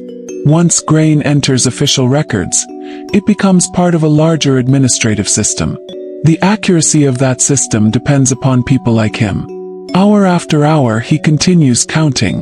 The repetition might appear exhausting, yet repetition builds expertise. The same tasks performed thousands of times create an intuitive understanding of normal patterns. When something differs from those patterns, experienced workers notice. This ability makes boring jobs surprisingly valuable. People performing repetitive work often become experts at identifying abnormalities. Elsewhere, a scribe spends the morning copying older records. The originals have aged. Some sections have become difficult to read. Fresh copies ensure information remains accessible. Task is tedious. Line after line, page after page, name after name. Yet every copied document extends the life of knowledge. The scribe may never receive recognition for this effort. Future generations may never know his name. Still, his work preserves information that would otherwise disappear. History often survives because anonymous individuals completed routine responsibilities carefully. This is one of the hidden themes running throughout ancient Egypt. Behind every famous achievement stand countless ordinary workers whose contributions remain largely invisible. The monuments attract attention. The paperwork makes them possible. By midday, heat blankets the landscape. The desert beyond the fertile valley glows beneath intense sunlight. Within a funerary complex, a tomb attendant performs another inspection. The corridors remain quiet. The painted walls remain beautiful. The work remains familiar. Inspect, clean, observe, maintain. Nothing changes quickly. And that is exactly why observation matters. Gradual deterioration can be difficult to notice. A person visiting once might see nothing unusual. Someone visiting daily recognizes subtle differences. Ancient maintenance workers developed this awareness through repetition. Years of routine transformed familiarity into expertise. The attendant pauses beside a section of wall requiring attention. The issue is minor. Yet addressing minor issues prevents larger problems later. This principle applies far beyond tomb maintenance. It applies to administration as well. Many serious administrative failures begin as small issues ignored for too long. The officials reviewing records earlier understand this perfectly. Their investigation continues because small discrepancies sometimes reveal larger concerns. As afternoon advances, tax collectors review information gathered from multiple communities. The process is demanding despite its lack of excitement. Numbers must correspond. Reports must align. Assessments must remain defensible. Every decision requires evidence. One official compares current figures against records several years old. The comparison reveals patterns invisible within a single report. Long-term observation often reveals truths hidden from short-term observation. This is another advantage enjoyed by bureaucracies.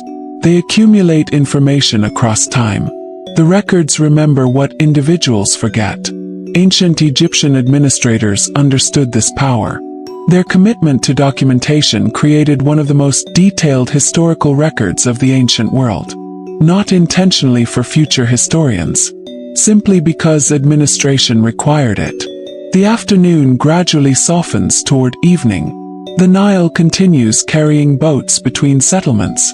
Messages move from office to office. Supplies move from storehouse to storehouse. Information moves through documents created by scribes. Everything remains connected. The kingdom functions through networks of labor rarely celebrated in official inscriptions. Yet those networks sustain daily life. As work concludes for the day, the officials conducting their investigation reach no dramatic conclusion. No shocking confession emerges. No hidden treasure is discovered. Instead, they identify additional questions. More records require examination. More inventories require verification. More comparisons must be made. The reality of administrative work is often slow. Truth emerges gradually. One document at a time. One figure at a time. One discrepancy at a time. For people seeking excitement, such work would feel unbearable. For ancient Egypt it was essential. Because the kingdom's stability depended not only upon kings and armies, but upon ordinary officials willing to spend long hours examining details. The grain counter finishes his final calculations. The scribe stores completed documents. The tomb attendant secures the day's work. The tax collector organizes reports for tomorrow. Another day disappears into history. Another collection of records joins the archives. Most will never attract attention. Yet hidden somewhere among those countless documents are clues that point toward an even darker reality of life in ancient Egypt. One involving thefts from sacred places, missing treasures, and investigations that forced officials to confront a troubling question about how secure even the most protected tombs truly were.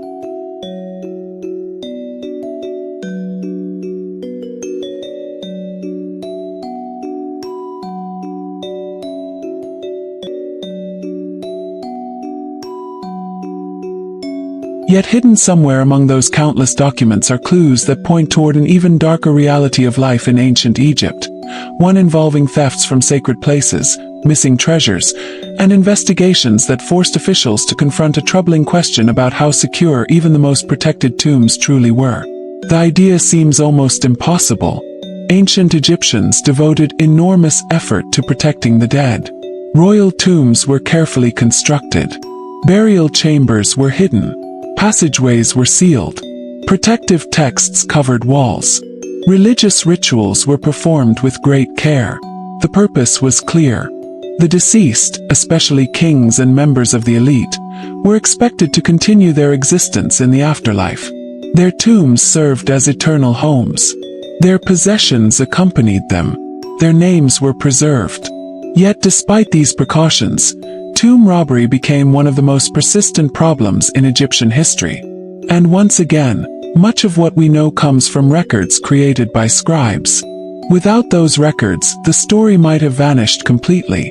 The morning begins in an administrative office where officials review reports concerning several tombs. The atmosphere is serious. The documents before them contain troubling information. Investigations have been conducted. Witnesses have been questioned. Inspections have taken place. Certain tombs show signs of intrusion.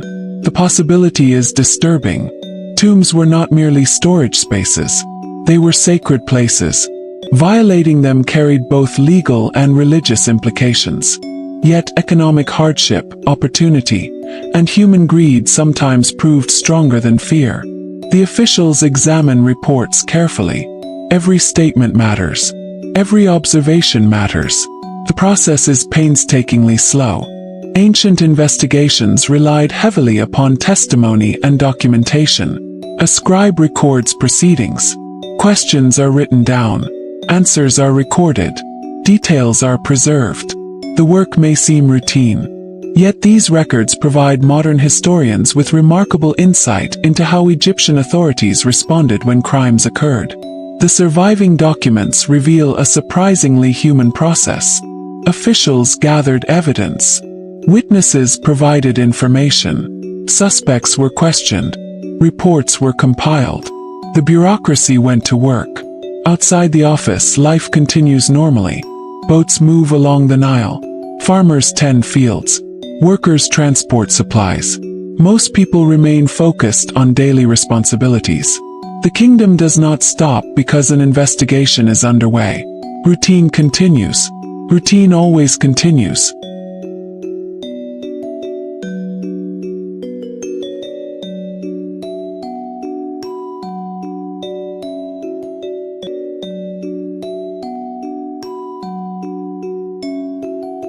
In another part of the region, a grain counter performs familiar calculations.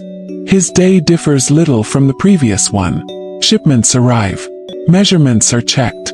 Inventories are updated. Yet even here, the broader themes of administration remain visible. The same skills required to investigate missing treasures also help track grain. Observation, documentation, verification. The grain counter's profession may appear dull, but it trains workers to notice inconsistencies.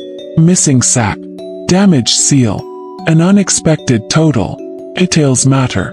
Ancient Egypt depended upon people who paid attention. The same principle applies to the scribes documenting investigations. Small details sometimes reveal larger truths. A witness remembers an unusual event. A record contradicts an earlier statement. An inventory reveals missing items. Piece by piece, information accumulates. By mid-morning, the sun climbs higher over the valley. Heat begins spreading across the landscape. Inside a scribal office, copying work continues. Not every scribe participates in major investigations. Most continue performing ordinary duties. They prepare reports, copy records, maintain archives, document transactions. The kingdom generates more paperwork than any individual could ever fully absorb.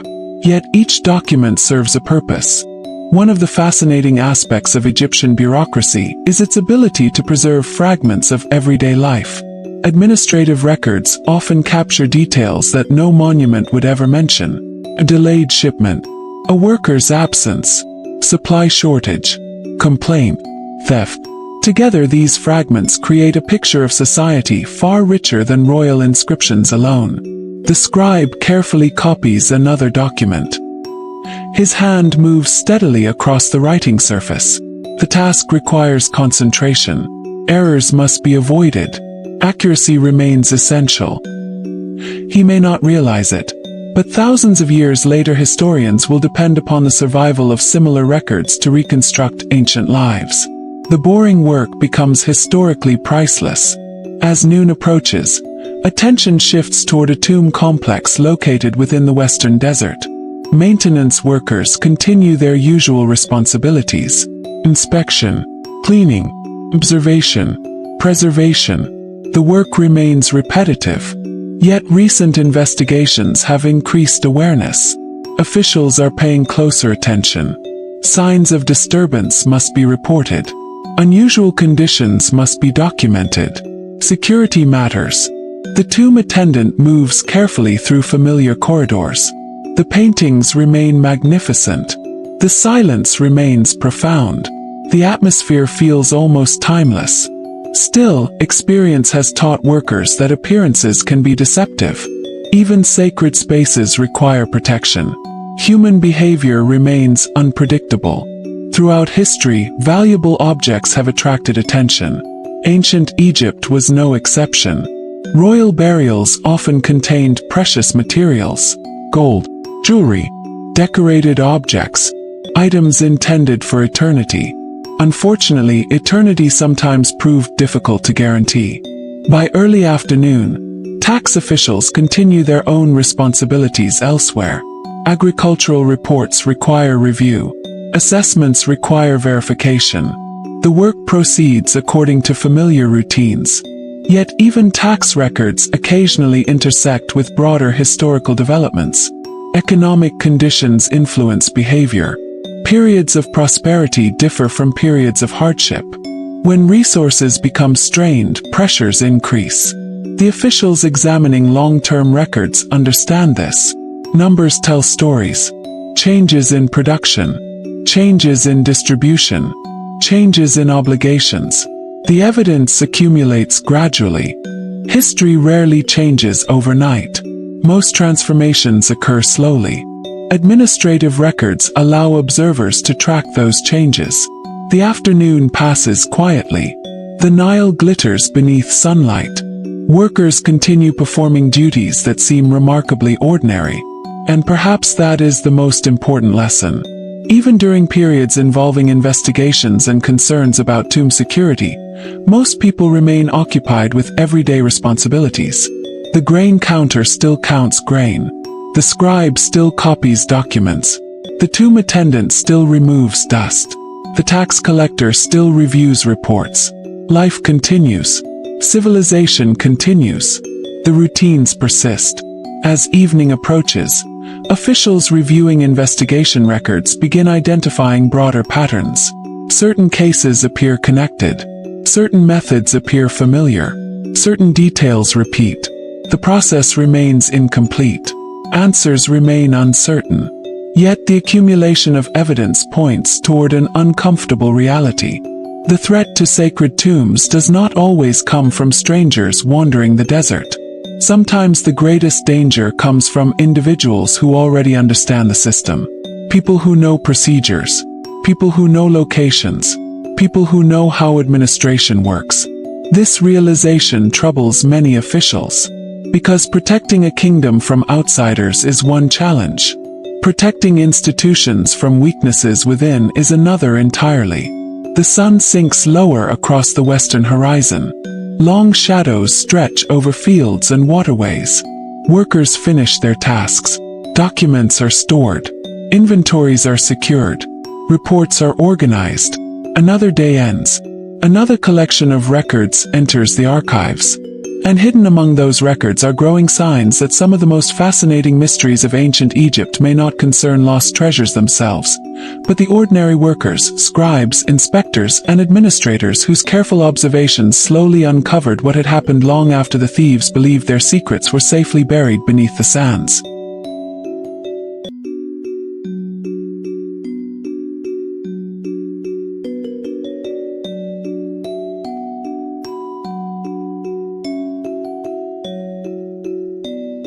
And hidden among those records are growing signs that some of the most fascinating mysteries of ancient Egypt may not concern lost treasures themselves, but the ordinary workers, scribes, inspectors, and administrators whose careful observations slowly uncovered what had happened long after the thieves believed their secrets were safely buried beneath the sands.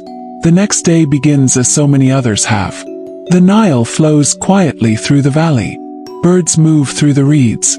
Boats prepare for travel. Workers gather tools. Officials organize documents. Nothing about the sunrise suggests mystery. Nothing about the morning hints at secrets.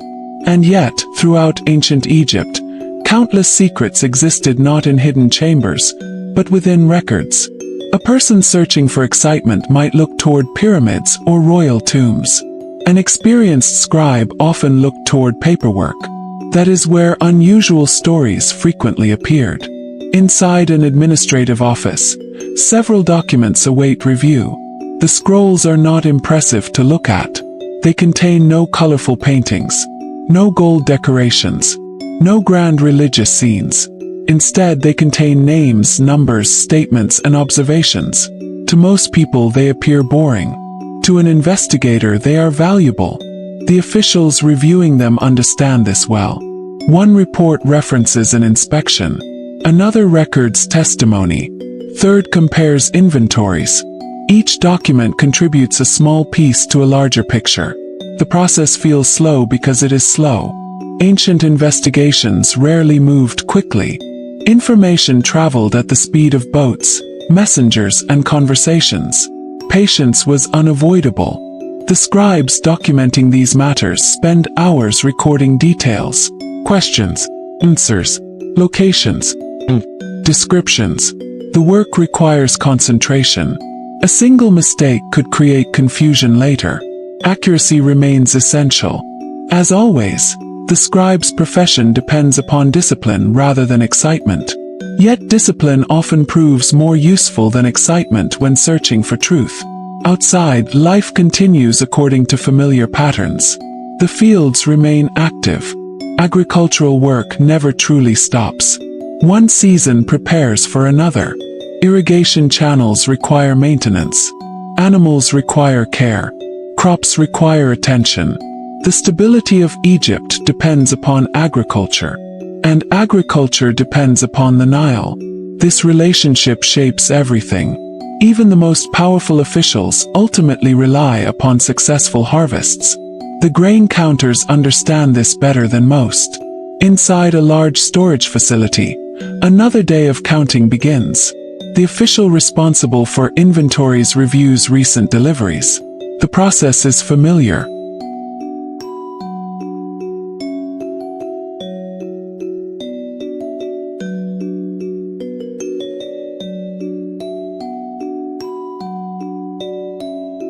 Measure, record, verify, repeat.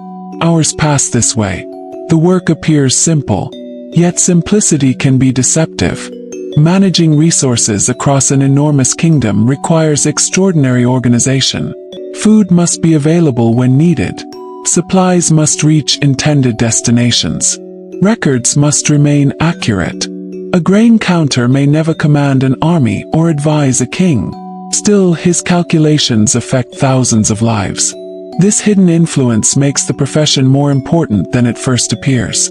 The official pauses briefly to compare figures from two separate inventories. Totals align. Everything appears correct. Such moments rarely attract attention. People notice mistakes. They rarely notice accuracy.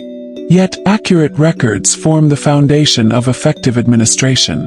Most successful days leave little evidence beyond orderly paperwork. By late morning, the sun grows stronger. The desert beyond the Nile Valley begins shimmering beneath the heat. Within a funerary complex, a tomb attendant performs another routine inspection. The corridors remain silent. The painted walls remain beautiful. The atmosphere remains almost unchanged from the day before.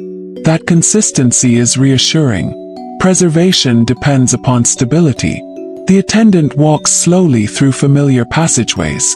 Years of experience have taught him where to focus attention. Certain areas collect dust more rapidly. Certain surfaces require closer observation. The work is repetitive, but repetition creates expertise. This pattern appears throughout ancient Egyptian society. The professions often described as boring are frequently the professions requiring the greatest patience. Patience builds knowledge. Knowledge builds competence. Competence sustains institutions. The tomb attendant may not realize it, but his routine contributes to the survival of places that future generations will admire thousands of years later. At midday, another group of officials gathers to review administrative reports. Their responsibilities concern taxation and resource management. The discussions revolve around numbers, production figures, distribution figures, assessment figures. Most people would find the conversation tedious. The officials understand its importance. Numbers reveal conditions. A strong harvest creates one pattern. A weak harvest creates another. Changes become visible through records. The ability to recognize those changes separates experienced administrators from inexperienced ones. The officials compare reports from different regions. Certain areas remain prosperous. Others face challenges. The information will eventually influence decisions. That is why documentation matters. Without records, decisions become guesses. With records, decisions become informed judgments. Ancient Egyptian bureaucracy devoted enormous effort to transforming uncertainty into knowledge. Not perfect knowledge, but useful knowledge. As afternoon settles across the valley, thoughts return to the remarkable survival of administrative records themselves. Papyrus is fragile. Wood decays, buildings collapse, yet somehow thousands of fragments endured. The survival often feels almost accidental. A discarded document survives in dry conditions. A forgotten archive remains protected by desert sands. A damaged record preserves enough information to reveal an ancient event. Historians assemble these fragments like pieces of a puzzle. The result is extraordinary. Instead of seeing only kings and monuments, we begin seeing ordinary people. Workers reporting for duty, scribes copying records, officials investigating concerns, communities receiving supplies. The details create texture. The texture creates humanity. Ancient Egypt becomes more than a collection of monuments. It becomes a living society. The afternoon continues quietly. Boats travel along the Nile. Messages move between settlements. Administrators review information. Maintenance workers complete inspections. The routines appear endless. In many ways they are. Generation after generation inherits similar responsibilities. People change. The work remains. This continuity helps explain Egypt's longevity. The kingdom survives because institutions survive. Institutions survive because individuals continue performing necessary tasks. Not glamorous tasks, necessary tasks. As evening approaches, a senior scribe reviews older records preserved within an archive. Some documents are decades old, others older still. The archive represents accumulated memory. Individual people forget. Archives remember. The scribe examines reports created by predecessors long dead. Their handwriting remains. Their observations remain. Their calculations remain. Across time, administrators communicate through documents. One generation leaves information for the next. The chain continues. The value of such records becomes especially clear when unusual events occur.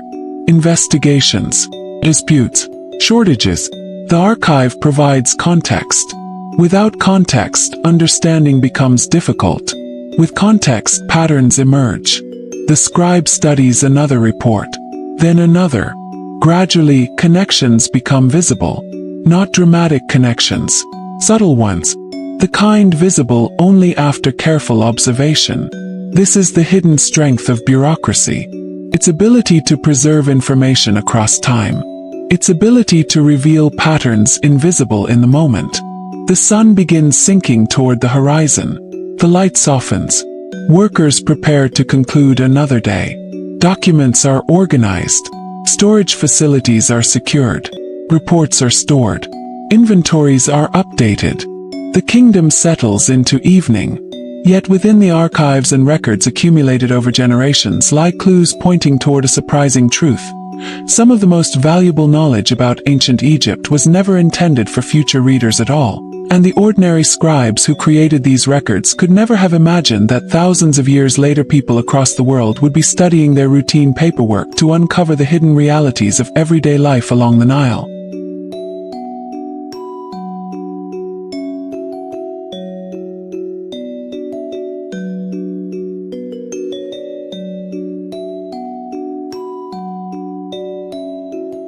Yet within the archives and records accumulated over generations lie clues pointing toward a surprising truth. Some of the most valuable knowledge about ancient Egypt was never intended for future readers at all, and the ordinary scribes who created these records could never have imagined that thousands of years later people across the world would be studying their routine paperwork to uncover the hidden realities of everyday life along the Nile. The morning begins in silence. Not complete silence. The kind of silence that exists just before a settlement fully awakens. A distant bird calls from the reeds. Water gently touches the side of a small boat. A donkey shifts its weight near a storage building. The Nile Valley slowly prepares for another day. For most Egyptians, this day will not be remembered. No monument will commemorate it. No royal inscription will celebrate it. No festival will mark it. And yet, like countless other ordinary days, it will contribute to the survival of an entire civilization. A scribe enters an office carrying several documents awaiting review. The papers concern routine matters. Deliveries, assignments, inventories, the familiar subjects of administration. He sits down and begins working. The first document contains figures related to grain storage. The second concerns labor allocations. The third records supplies distributed to a religious institution. None seem particularly interesting. Yet historians have learned that ordinary records often contain extraordinary details. A single note written in passing can reveal how people worked, how they traveled, how they solved problems, even how they complained. The scribe does not know this. To him, the documents are simply part of another workday. Task requires attention. Nothing more. Still, his efforts are quietly preserving information that future generations will value enormously. Nearby, another official reviews attendance records. The list appears straightforward. Responsibilities, absences. Yet even attendance records tell stories. Some workers miss duties because of illness. Others because of family obligations. Some because of religious observances. Occasionally reasons appear that feel surprisingly familiar to modern readers. The records reveal ordinary people managing ordinary lives. The farther historians look into Egyptian administration, the more human the civilization becomes. By mid-morning, the grain counters have already begun their daily calculations. Inside a large storehouse, shipments arrive steadily. Workers carry sacks through wide entrances. Dust hangs in the air. Voices echo against mud brick walls. The official responsible for inventory watches carefully. Every quantity must be recorded accurately. The process never seems to end. One delivery follows another. One record follows another. One calculation follows another. Years pass this way. Many people would find such repetition unbearable. Yet repetition also creates familiarity. And familiarity creates expertise. The grain counter knows what normal operations look like. He recognizes typical patterns. Because of this knowledge, unusual situations become easier to identify.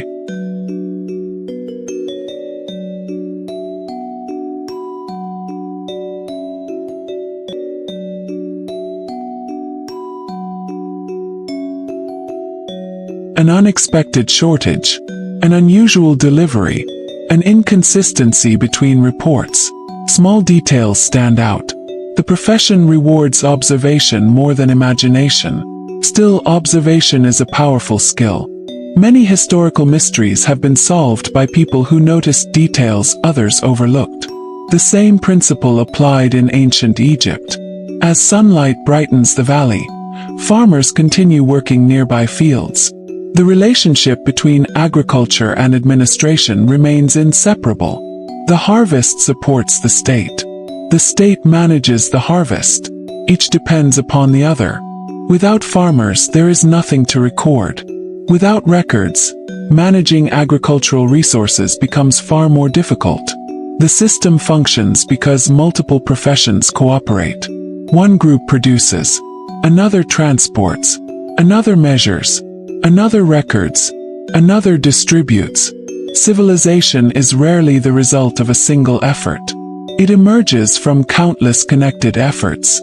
Farther west, a tomb attendant begins another inspection. The path through the funerary complex feels familiar. He knows every corridor, every chamber, every doorway. The routine has become second nature. Some might consider this one of the most boring jobs in ancient Egypt. Perhaps they would be right. After all, much of the work involves looking for things that should not be there. Dust accumulation, signs of wear, minor damage, environmental changes. Hours may pass without anything unusual occurring. Yet this routine preserves sacred spaces. And preservation often depends upon consistency rather than excitement. The attendant pauses before a painted wall. The artwork has survived decades, perhaps longer. Its continued survival depends partly upon workers like him. History remembers artists. Less often it remembers caretakers. Yet both contribute to what endures. By noon, temperatures rise sharply. The landscape seems to slow beneath the heat. Administrative offices remain active. Documents continue circulating. One tax official reviews reports from several communities along the Nile. The figures reveal subtle differences between regions. Some areas have performed exceptionally well, others less so. The official compares current reports with older records. The exercise requires patience. Large patterns emerge only through comparison. A single report provides information. Multiple reports provide context. Context transforms information into understanding. This principle lies at the heart of administration. Ancient Egyptian officials spent enormous amounts of time creating context, recording details, preserving records, maintaining archives. The work may have felt repetitive, but it allowed governments to make informed decisions, at least more informed than would otherwise have been possible. As afternoon unfolds, the rhythm of work continues. A scribe copies another document. A grain counter updates another inventory. A tomb attendant completes another inspection. A tax collector reviews another report. The repetition almost feels endless. Perhaps that is because it largely was. Ancient Egypt existed for thousands of years. Generation after generation inherited responsibilities from predecessors. Most workers never experienced dramatic changes. Instead, they contributed to continuity. The kingdom endured because daily routines endured. This idea sometimes surprises modern audiences. History often focuses on change. Ancient Egypt frequently focused on stability. Stability was desirable. Stability represented order. Stability reflected the ideals many Egyptians valued deeply. The professions often labeled boring played a major role in maintaining that stability. As evening approaches, attention turns toward the archives once more. Inside storage rooms containing records accumulated over many years, scribes organize documents for preservation.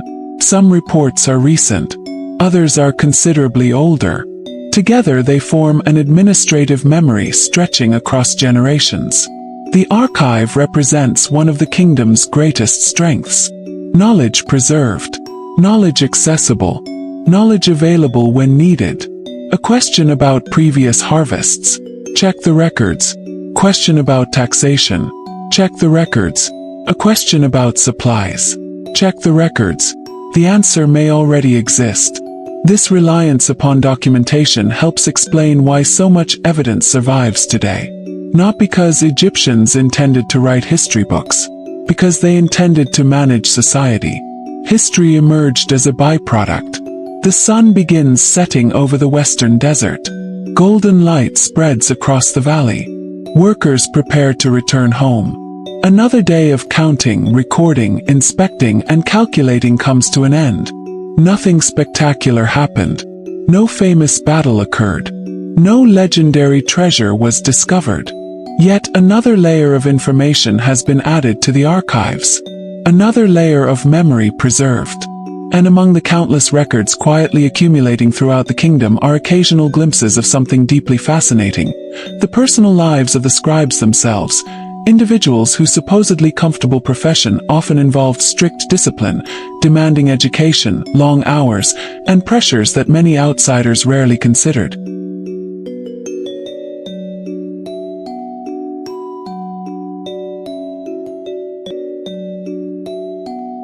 And among the countless records quietly accumulating throughout the kingdom are occasional glimpses of something deeply fascinating: the personal lives of the scribes themselves.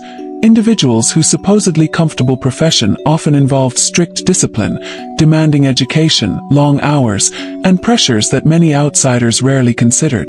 The image of the Egyptian scribe has survived for thousands of years.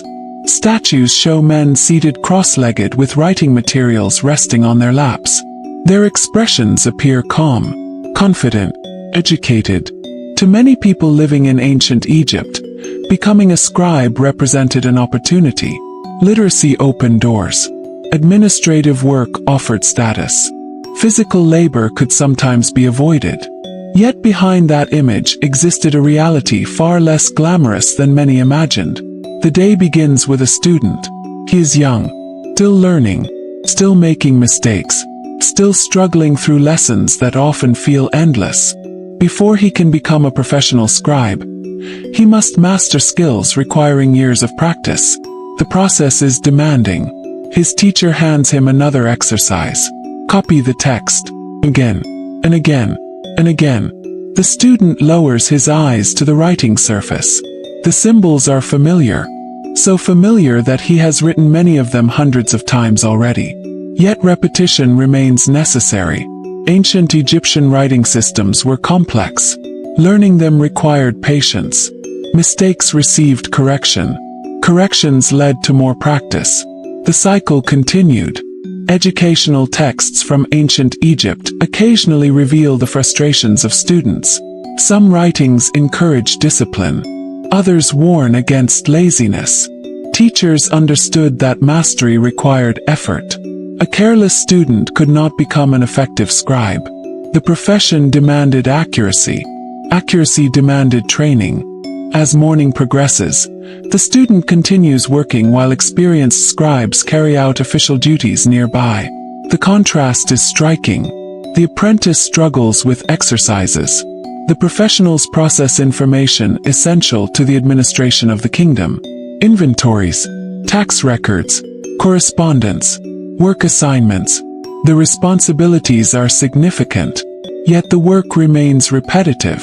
One document follows another. One report follows another.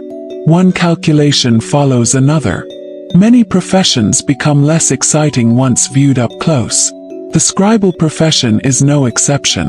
Its importance never disappeared. Its glamour sometimes did. By mid-morning, a senior scribe reviews documents delivered from multiple districts. The reports concern agricultural production, resource distributions, administrative concerns. The official's task is straightforward. Read, compare, verify, record. The work requires concentration rather than creativity. His decisions influence other officials. His records influence future actions. The responsibility is real. So is the monotony. Hours pass without anything dramatic occurring. Such moments rarely appear in popular depictions of ancient Egypt. Films and stories prefer excitement. Real administration often involves patience. Still, patience can reveal truths invisible to hurried observers. The senior scribe notices small inconsistencies.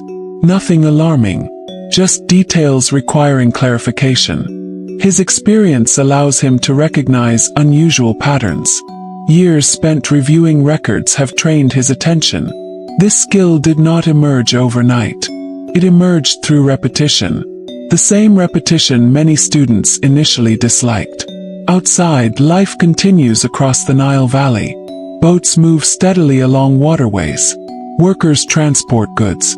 Farmers manage fields. The agricultural cycle remains central to everything. Without successful harvests, the kingdom struggles. Without administrative oversight, managing those harvests becomes difficult. The relationship between labor and record-keeping remains inseparable. Inside a grain storage facility, another official continues counting inventories. The work has changed little for generations. Measurements, totals, records, verification. The procedures remain familiar because they work. Many ancient institutions survived precisely because they relied upon proven methods.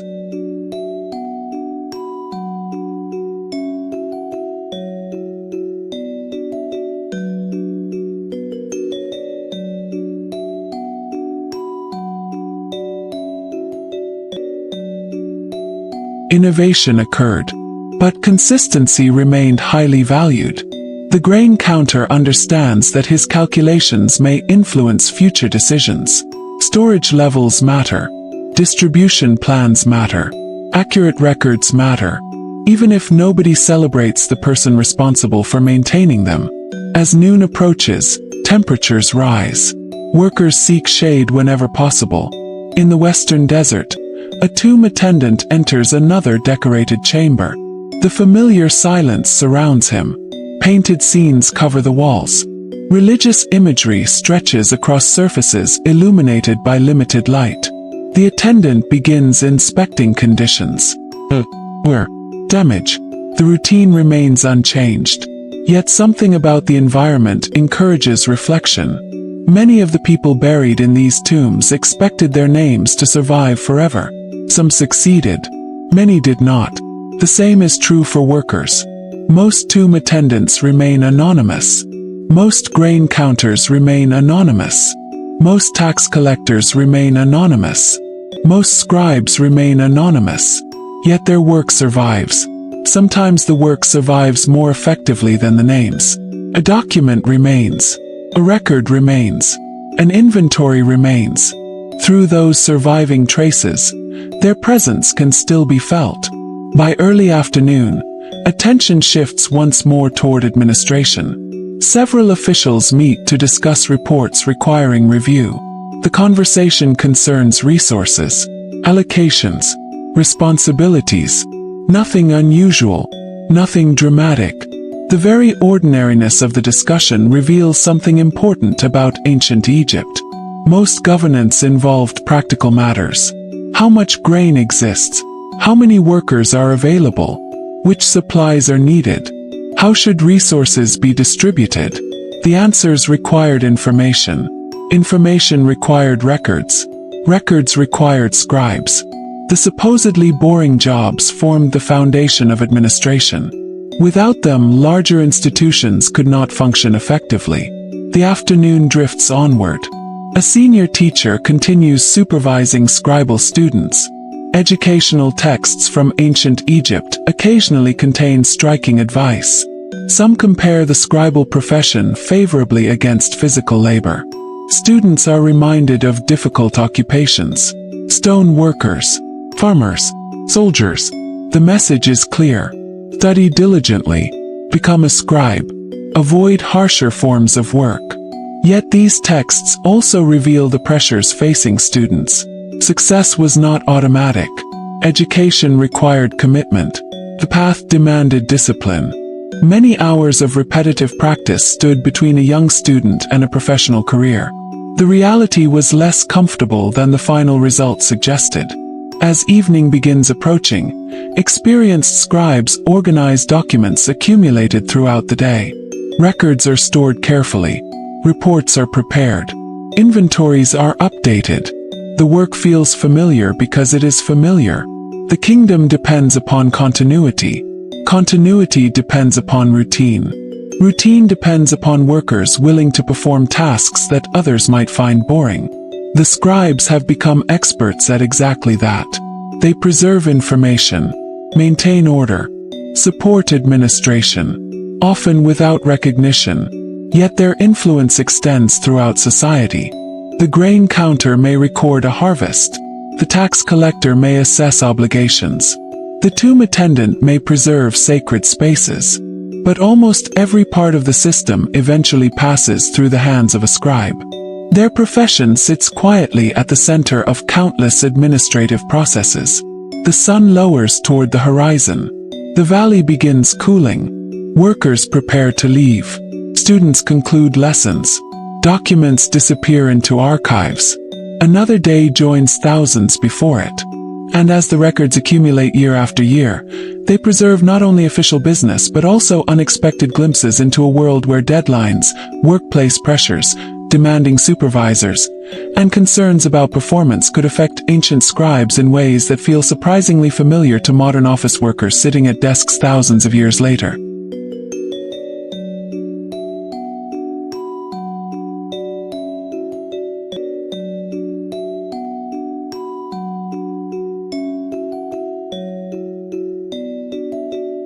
And as the records accumulate year after year, they preserve not only official business but also unexpected glimpses into a world where deadlines, workplace pressures, demanding supervisors, and concerns about performance could affect ancient scribes in ways that feel surprisingly familiar to modern office workers sitting at desks thousands of years later.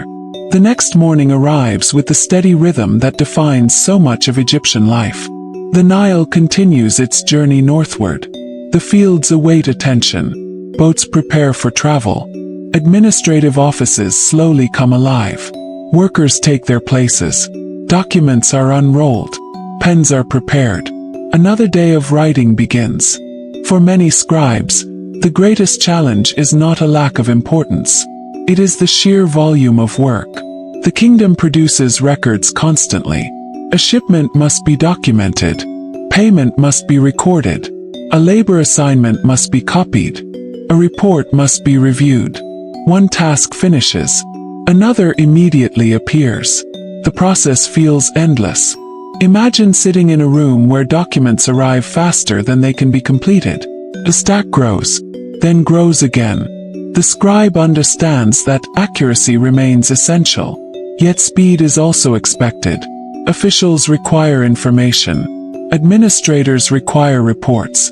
The work cannot simply wait. This tension between accuracy and efficiency is hardly unique to the modern world. Ancient scribes experienced it as well. A senior official enters the room carrying additional records. The scribes glance briefly at the growing pile. No one complains openly. Complaints rarely improve the situation. The work continues. Reed pens move steadily across writing surfaces. Figures are copied. Names are recorded. Instructions are preserved. The office fills with concentration rather than conversation. Outside, the sun gradually climbs above the horizon. The sounds of daily activity spread across the valley. Elsewhere, a grain counter faces his own version of workload pressure.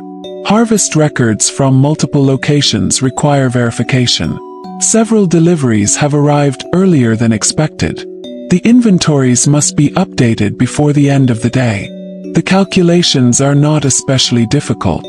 The challenge lies in their quantity. One shipment contains dozens of recorded measurements. Another requires comparison against previous entries. Another involves supplies destined for redistribution. Each task seems manageable alone. Together they create a mountain of administrative work. The grain counter understands something that many people overlook. Large systems are built from small tasks. Thousands of small tasks. Miss enough of them and problems emerge. Complete them correctly and the system functions smoothly. This reality defines much of life in ancient Egypt. As morning progresses, the grain counter continues comparing figures. Most entries match expectations. Some require closer examination. He pauses occasionally to verify calculations. The effort may seem boring from the outside. Yet accuracy protects the integrity of the entire process. A single incorrect figure can travel through multiple records. The mistake becomes larger as it spreads. Experienced officials know this. That knowledge encourages caution, not excitement, caution. By mid-morning, students training to become scribes gather for lessons. Their teacher is demanding, perhaps even intimidating. He expects concentration. He expects discipline. He expects effort. Ancient educational texts suggest that teachers could be strict. Students were expected to take their responsibilities seriously. The future scribe bends over another exercise. Copy the passage. Repeat the symbols. Correct the errors. Start again. The routine continues. Many students likely dreamed about reaching the comfortable status associated with professional scribes. What they sometimes encountered first was years of repetitive training. The path to expertise rarely feels exciting while it is happening. Only later does its value become obvious. A teacher examines the student's work. Several corrections are necessary. The lesson continues. The student sighs quietly before beginning again. Across thousands of years, the scene feels remarkably familiar. By noon, heat spreads across the valley. The desert beyond the cultivated land appears almost motionless beneath the sunlight. Within a funerary complex, a tomb attendant continues routine inspections. The work remains unchanged. Walk the corridors. Observe the walls. Check storage spaces. Monitor conditions. The attendant knows every section intimately.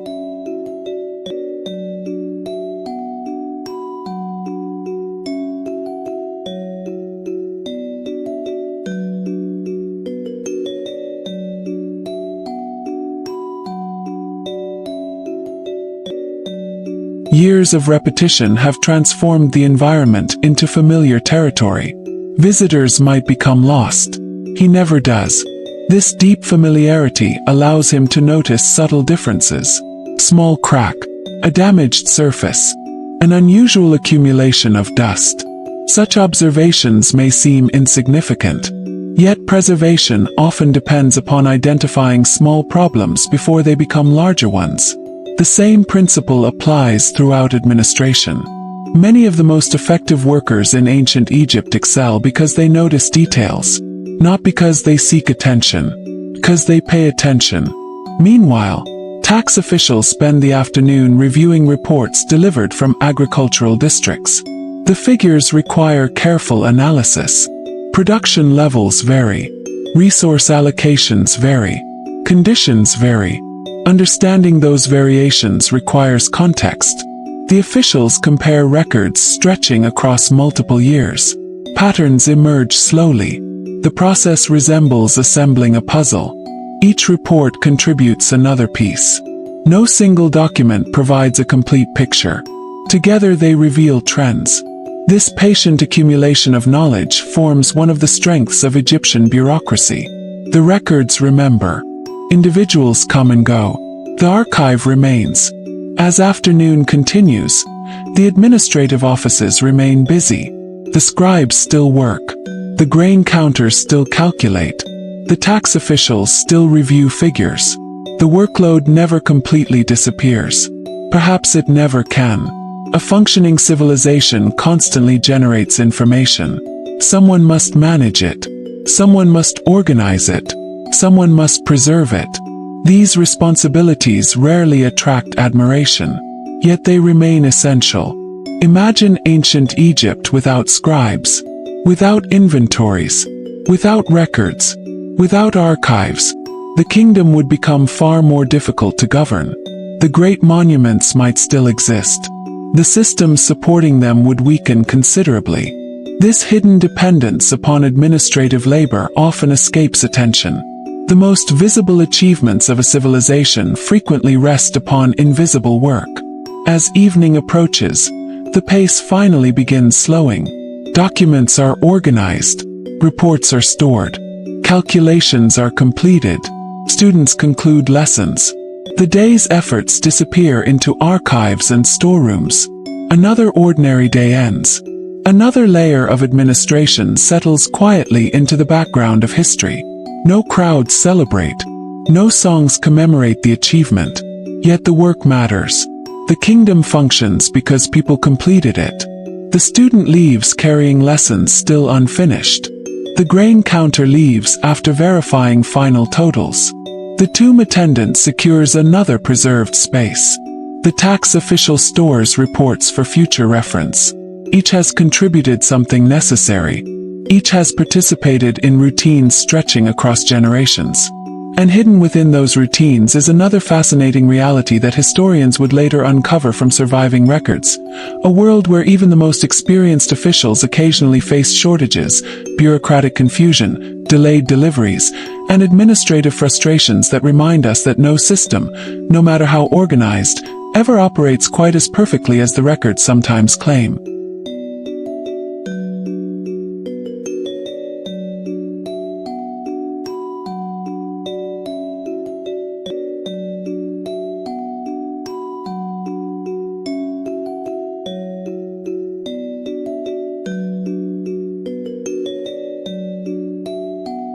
And hidden within those routines is another fascinating reality that historians would later uncover from surviving records.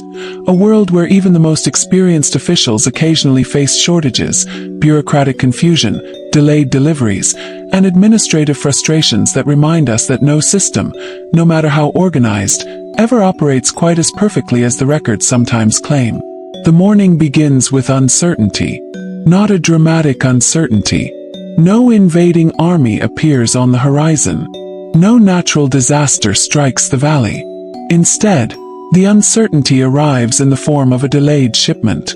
A document expected yesterday has not arrived. Several supplies remain unaccounted for. An official waiting for information finds himself unable to complete certain tasks. The situation is not a crisis, yet it creates complications. Ancient Egypt often appears remarkably organized in historical accounts. In many ways it was. But organization does not eliminate problems. It simply provides methods for addressing them. Inside an administrative office, scribes begin another day of work. One reviews correspondence from neighboring districts. Another updates inventory records. A third prepares copies of official reports. Everything proceeds normally at first. Then questions emerge. Has the shipment arrived? Where is the updated record? Who received the previous report? The answers are not immediately available. A messenger may still be traveling. A boat may have been delayed. A document may be sitting in another office awaiting review. The bureaucracy begins searching for information. The process is familiar. Anyone who has worked within a large organization understands the experience. The challenge is not always completing tasks. Sometimes the challenge is locating the information required to complete them. A senior scribe remains calm. Frustration solves little. He requests additional records, compares existing documents, reviews previous correspondence. The answers will likely appear eventually. Most administrative mysteries prove less dramatic than they first seem. Still, they consume time. And time is valuable. Outside, the Nile Valley continues its daily rhythm. Farmers tend crops. Boats move steadily across the water. Laborers transport goods. The kingdom remains active. Most people know nothing about missing documents or delayed reports. Their concerns are more immediate. Fields, families, food, work. The administrative world often operates quietly in the background, yet its effectiveness influences everyone. Nearby, a grain counter encounters a similar challenge. A delivery record does not match the inventory currently available. The difference is small. Perhaps a counting error. Perhaps a recording error. Perhaps something else. The official begins reviewing earlier entries. The work becomes even more repetitive than usual. Numbers. Measurements. Again and again. This is where experience matters. A new worker might panic. An experienced worker investigates. Most discrepancies have explanations. Finding those explanations requires patience. The grain counter compares several records. Gradually the answer emerges. A quantity was recorded using the wrong figure during an earlier update. Simple mistake. Nothing more. The correction is made. The inventory now aligns properly. No one outside the storage facility will ever know the issue existed. That is often how effective administration works. Problems are identified and resolved before they become visible. By mid-morning, students continue their scribal education. Their lessons today focus on copying texts accurately. The exercise feels familiar, almost painfully familiar. The same symbols, the same corrections, the same instructions. Many students undoubtedly found such training exhausting. Yet the repetitive nature of the work prepared them for professional life. Future scribes would spend countless hours reviewing information. Accuracy required discipline. Discipline required practice. The teacher walks slowly among the students, examining work, offering corrections, expecting improvement. One student's writing contains several errors. The passage must be copied again. The student says nothing. There is little benefit in arguing. The lesson continues. Across centuries, educational experiences often change less than people imagine. As noon approaches, heat spreads across the landscape. Within a tomb complex, a maintenance worker follows familiar routes through decorated corridors. The silence remains comforting. The paintings remain beautiful. The responsibilities remain repetitive. Inspect, observe, maintain, record, repeat. The attendant notices minor wear in one section. Nothing serious. Still, the observation is documented. Ancient maintenance depended upon records just as much as administration did. Problems tracked over time become easier to understand. Patterns become visible. Changes become measurable. Documentation transforms observation into knowledge. The attendant continues through another chamber.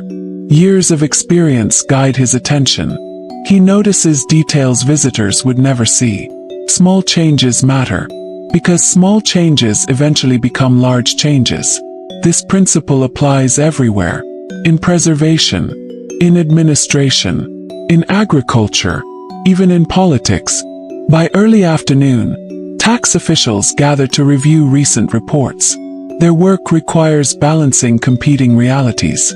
The kingdom needs resources. Communities face varying circumstances. Harvests differ. Conditions differ.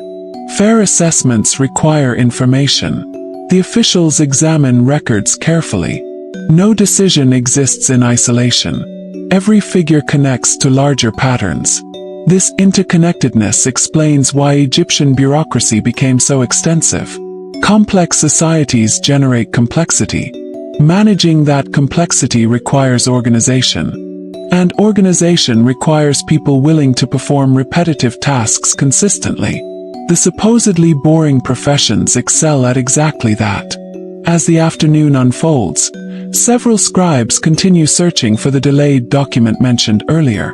Eventually a messenger arrives. The explanation proves ordinary. Weather conditions slowed travel. The document arrived later than expected. The mystery ends quietly. No conspiracy, no scandal, simply delay.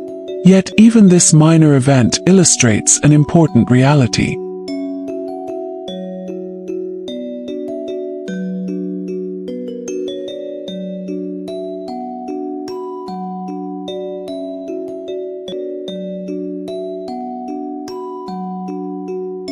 Ancient communication moved at human speed. Messages required transportation. Transportation required time. Patience was unavoidable. Modern people often expect immediate information. Ancient administrators learned to operate without such luxuries. The ability to remain patient became an essential professional skill. As evening approaches, activity gradually slows across the valley. Workers complete final tasks. Reports are organized. Inventories are secured. Lessons conclude. The day's frustrations begin fading into memory. The missing document has arrived. The inventory discrepancy has been resolved. The maintenance notes have been recorded. The tax reports have been reviewed. Order has been restored. At least for now. The sun sinks toward the western horizon. Golden light stretches across fields and waterways. Another ordinary day reaches its conclusion. Another collection of records enters the archives. Most future readers will never see them.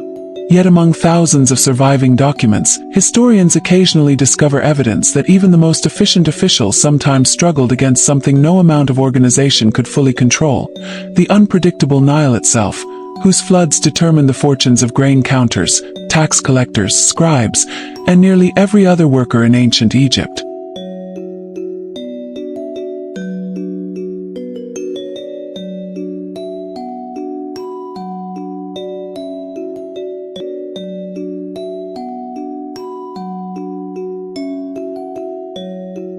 Yet among thousands of surviving documents, historians occasionally discover evidence that even the most efficient officials sometimes struggled against something no amount of organization could fully control: the unpredictable Nile itself, whose floods determined the fortunes of grain counters, tax collectors, scribes, and nearly every other worker in ancient Egypt. Long before sunrise, the river is already moving, never stops, while officials sleep, while workers rest, while villages remain quiet. The Nile continues its journey through Egypt. For thousands of years, this river shaped nearly every aspect of life, provided water, it supported agriculture, it enabled transportation, connected communities. Without the Nile, ancient Egypt as we know it could not have existed. People understood this deeply. Many aspects of Egyptian life revolved around the annual flood. The flood was both expected and uncertain. Everyone knew it would come. No one knew exactly how generous it would be. This uncertainty affected the entire kingdom. Farmers watched carefully. Officials watched carefully. Grain counters watched carefully. Tax collectors watched carefully. Even scribes who spent most of their time indoors understood its importance. A good flood often meant prosperity. A poor flood could create difficulties lasting for years. As dawn spreads across the valley, a tax official reviews reports concerning agricultural conditions. The figures before him are not merely numbers. They represent fields, harvests, communities, families. Every entry reflects real conditions experienced by real people. The official compares recent reports with records from previous years. The process is slow.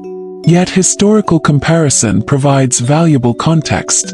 Ancient administrators relied heavily upon such comparisons. They needed to understand whether conditions were ordinary or unusual. The records help answer that question. One district reports promising signs. Another appears less productive. The official notes the differences. No conclusions are reached yet. More information remains necessary. Patience once again proves essential. Outside, farmers are already working. The relationship between the Nile and agriculture requires constant attention. Water levels matter. Timing matters. Field conditions matter. Success depends upon many factors. The image of ancient Egypt often focuses on monuments. Yet agriculture sustained everything. Without successful harvests, temples struggle. Administrations struggle. Communities struggle. Even royal projects become more difficult. The farmers know this. The officials know this. The grain counters certainly know this. Inside a large storage facility, inventories receive close scrutiny. The grain counter begins another day surrounded by figures and measurements. His work may appear repetitive. Today, however, the importance feels especially clear. Storage levels provide insight into broader conditions. Abundant inventories suggest stability. Reduced inventories raise questions. The official examines records accumulated over several seasons. Patterns emerge gradually. No single report reveals the whole picture. Multiple reports together tell a story. This ability to detect long-term trends represents one of the greatest strengths of bureaucracy.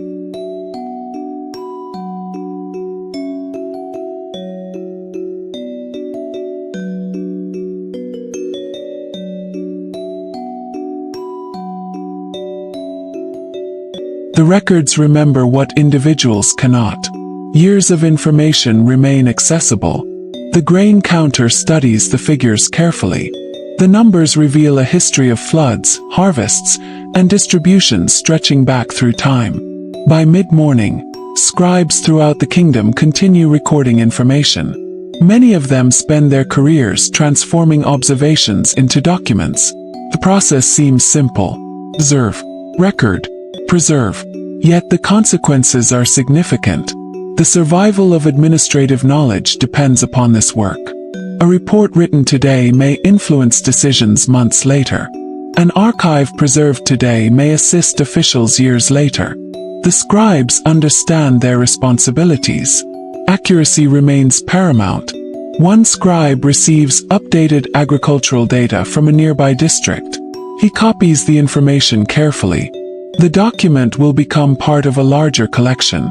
Eventually, officials may compare it against dozens of similar reports. Each contributes another piece to the administrative understanding of conditions across the kingdom. Again, the work feels repetitive. Again, the work matters. As noon approaches, temperatures climb.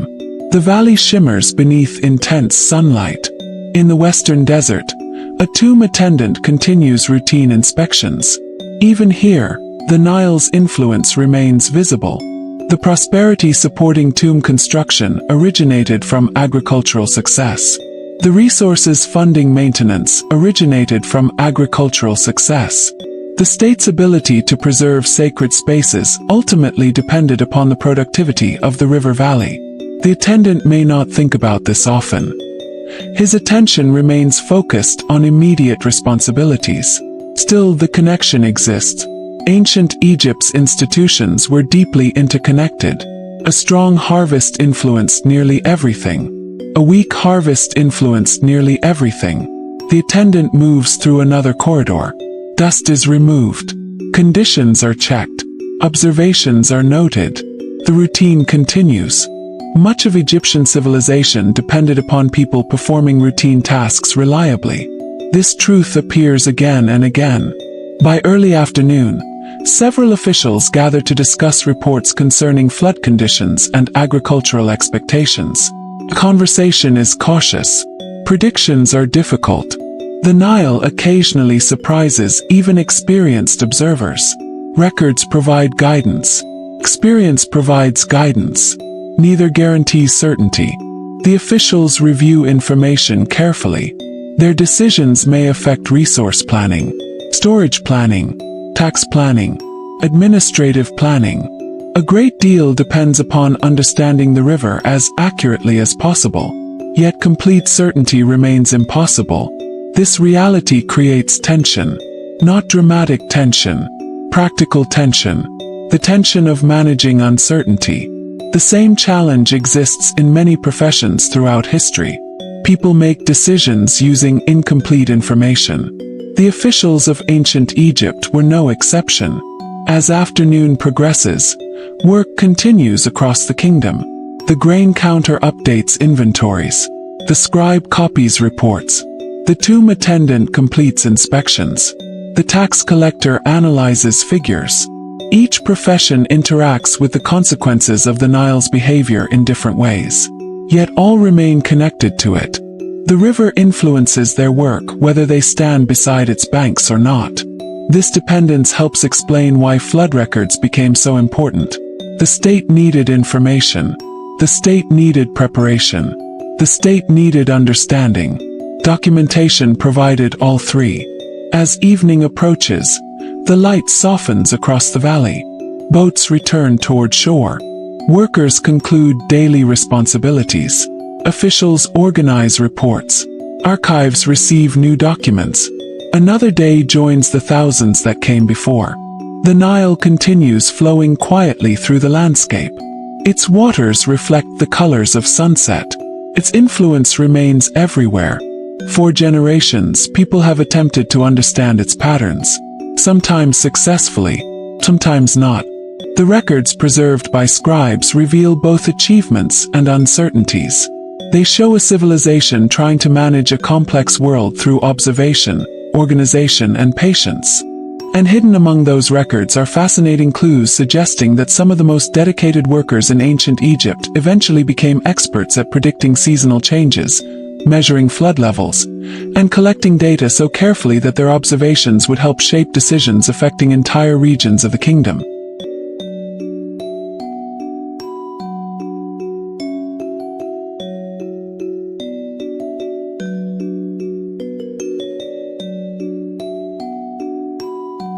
And hidden among those records are fascinating clues suggesting that some of the most dedicated workers in ancient Egypt eventually became experts at predicting seasonal changes, measuring flood levels, and collecting data so carefully that their observations would help shape decisions affecting entire regions of the kingdom.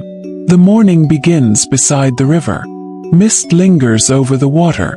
The air feels cooler than it will a few hours later. For a brief moment, the Nile appears calm and almost timeless. A person standing here could easily believe that nothing changes. Yet change is exactly what the observers are watching for. One official studies markings used to measure water levels. His task is not glamorous. No crowds gather to watch him work. No monument celebrates his efforts. Still, his observations matter. The height of the river provides valuable information. A flood that rises too little may signal difficulties ahead. A flood that rises too much can create problems of its own. The ideal conditions lie somewhere between extremes. Measuring these changes requires patience. It also requires consistency. The official records observations carefully. The numbers will eventually join countless others preserved by the administration. Individually, each measurement seems insignificant. Together, they create a record of environmental conditions stretching across years. This kind of information helps officials prepare. Preparation is one of the hidden themes running through much of Egyptian bureaucracy. The state cannot control nature, can respond to nature. Good information improves that response. As sunlight begins spreading across the valley, activity increases. Boats move along the river. Workers travel toward fields. Administrators prepare documents. The machinery of daily life begins turning once more. Inside a nearby office, a scribe receives reports concerning water levels from several locations. His responsibility is simple: transform observations into records. The work is repetitive, yet repetition creates reliability. Reliable information supports better decisions. The scribe compares reports from different districts. Some variations are expected. Local conditions differ. Measurement times differ. The important thing is consistency over time. This is where archives become valuable. Today's observations gain meaning when compared with observations from previous years. The scribe understands this. So do the officials who will later review his records. The process may seem boring. It also represents one of the foundations of effective administration. Nearby, a grain counter reviews storage inventories while considering future needs. Agriculture and storage exist in constant partnership. Abundant harvests must be preserved. Preserved supplies provide security during less productive periods. The grain counter's work therefore extends beyond simple counting. His records help reveal the kingdom's preparedness. How much grain exists? Where is it stored? How much has been distributed? These questions matter greatly. The answers influence planning throughout the administrative system. The official studies recent figures. Most appear encouraging, yet caution remains necessary. Experienced administrators understand that favorable conditions today do not guarantee favorable conditions tomorrow. The records help maintain perspective. By mid-morning, educational activities continue within scribal schools. Students copy texts, practice writing, learn administrative conventions. Many lessons emphasize discipline. The future scribes are being prepared for careers requiring accuracy and patience.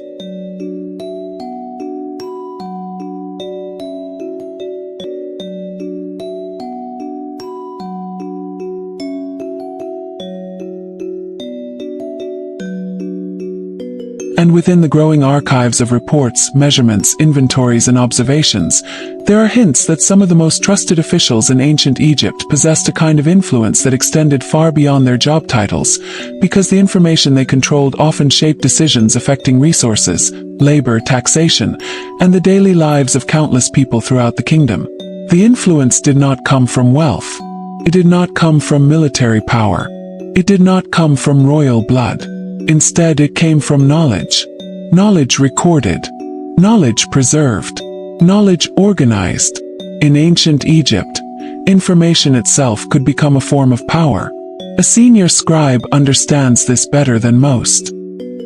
He begins the morning surrounded by documents, reports from villages, inventories from storehouses, correspondence between officials. The papers cover practical matters. Nothing appears dramatic. Yet the information they contain will help guide decisions affecting entire districts. How much grain is available? Which communities require supplies? How many workers can be assigned to a project? These questions cannot be answered through guesswork. They require records. The scribe reviews each document carefully. His responsibility is not merely writing. It is understanding. The distinction matters. A person can copy information without fully appreciating its significance. An experienced administrator sees connections. Patterns emerge. Relationships become visible. The information transforms into knowledge. This ability gives skilled officials considerable influence, not because they command others, because they understand the situation more clearly. Outside the office, another ordinary day unfolds. The Nile continues its steady flow. Boats transport goods between settlements. Farmers work fields shaped by generations of cultivation. Life appears stable, predictable. Yet beneath that stability lies an enormous network of administration. The network requires information. Without information, officials struggle to coordinate activities across large distances. The scribes occupy a central position within this system. Their records connect communities. Their reports connect decisions. Their archives connect generations. Nearby, a grain counter examines storage records accumulated over several seasons. The figures reveal more than quantities. They reveal trends, patterns of abundance, patterns of scarcity, patterns of distribution. The official studies them patiently. His work may seem repetitive. Still, repetition often produces insight. Years spent reviewing inventories teach him what normal conditions look like. When conditions change, he notices. This ability makes him valuable, not because counting grain is exciting, because accurate information supports effective planning. Ancient Egypt depended upon many such specialists, experts whose knowledge emerged through years of routine observation. By mid-morning, scribal students continue their education. The lesson today focuses on administrative records. The students copy examples carefully. Mistakes receive correction. Corrections require repetition. The familiar cycle continues. Many young students likely dreamed of reaching respected positions within government administration.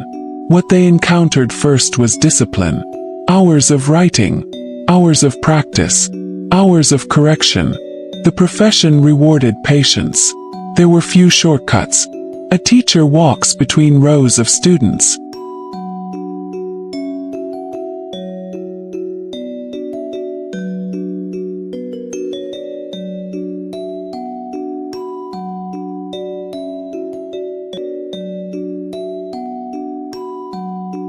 Observing, evaluating, correcting. The scene has likely repeated countless times across generations. The future administrators of Egypt are being shaped through repetition. The process is demanding. The results can be significant. As noon approaches, temperatures rise across the valley. Within a funerary complex, a tomb attendant continues his daily inspections. The corridors remain cool compared with the desert outside. The silence remains familiar. The responsibilities remain unchanged. Observe, maintain, preserve. The attendant moves through chambers decorated by artists long dead. Every painted scene represents labor. Every inscription represents intention. Preserving these spaces requires ongoing effort. The attendant's contribution may seem small. Yet without countless small contributions, preservation becomes impossible. This principle appears repeatedly throughout Egyptian society. Large achievements depend upon ordinary work. The pyramids required planners. The temples required builders. The administration required scribes. The tombs required caretakers. Civilization emerges from cooperation, not from isolated effort. By early afternoon, tax officials gather to review reports from multiple districts. Their discussions focus on practical concerns: harvest conditions, resource availability, expected obligations. The work requires careful judgment. Every region experiences unique circumstances.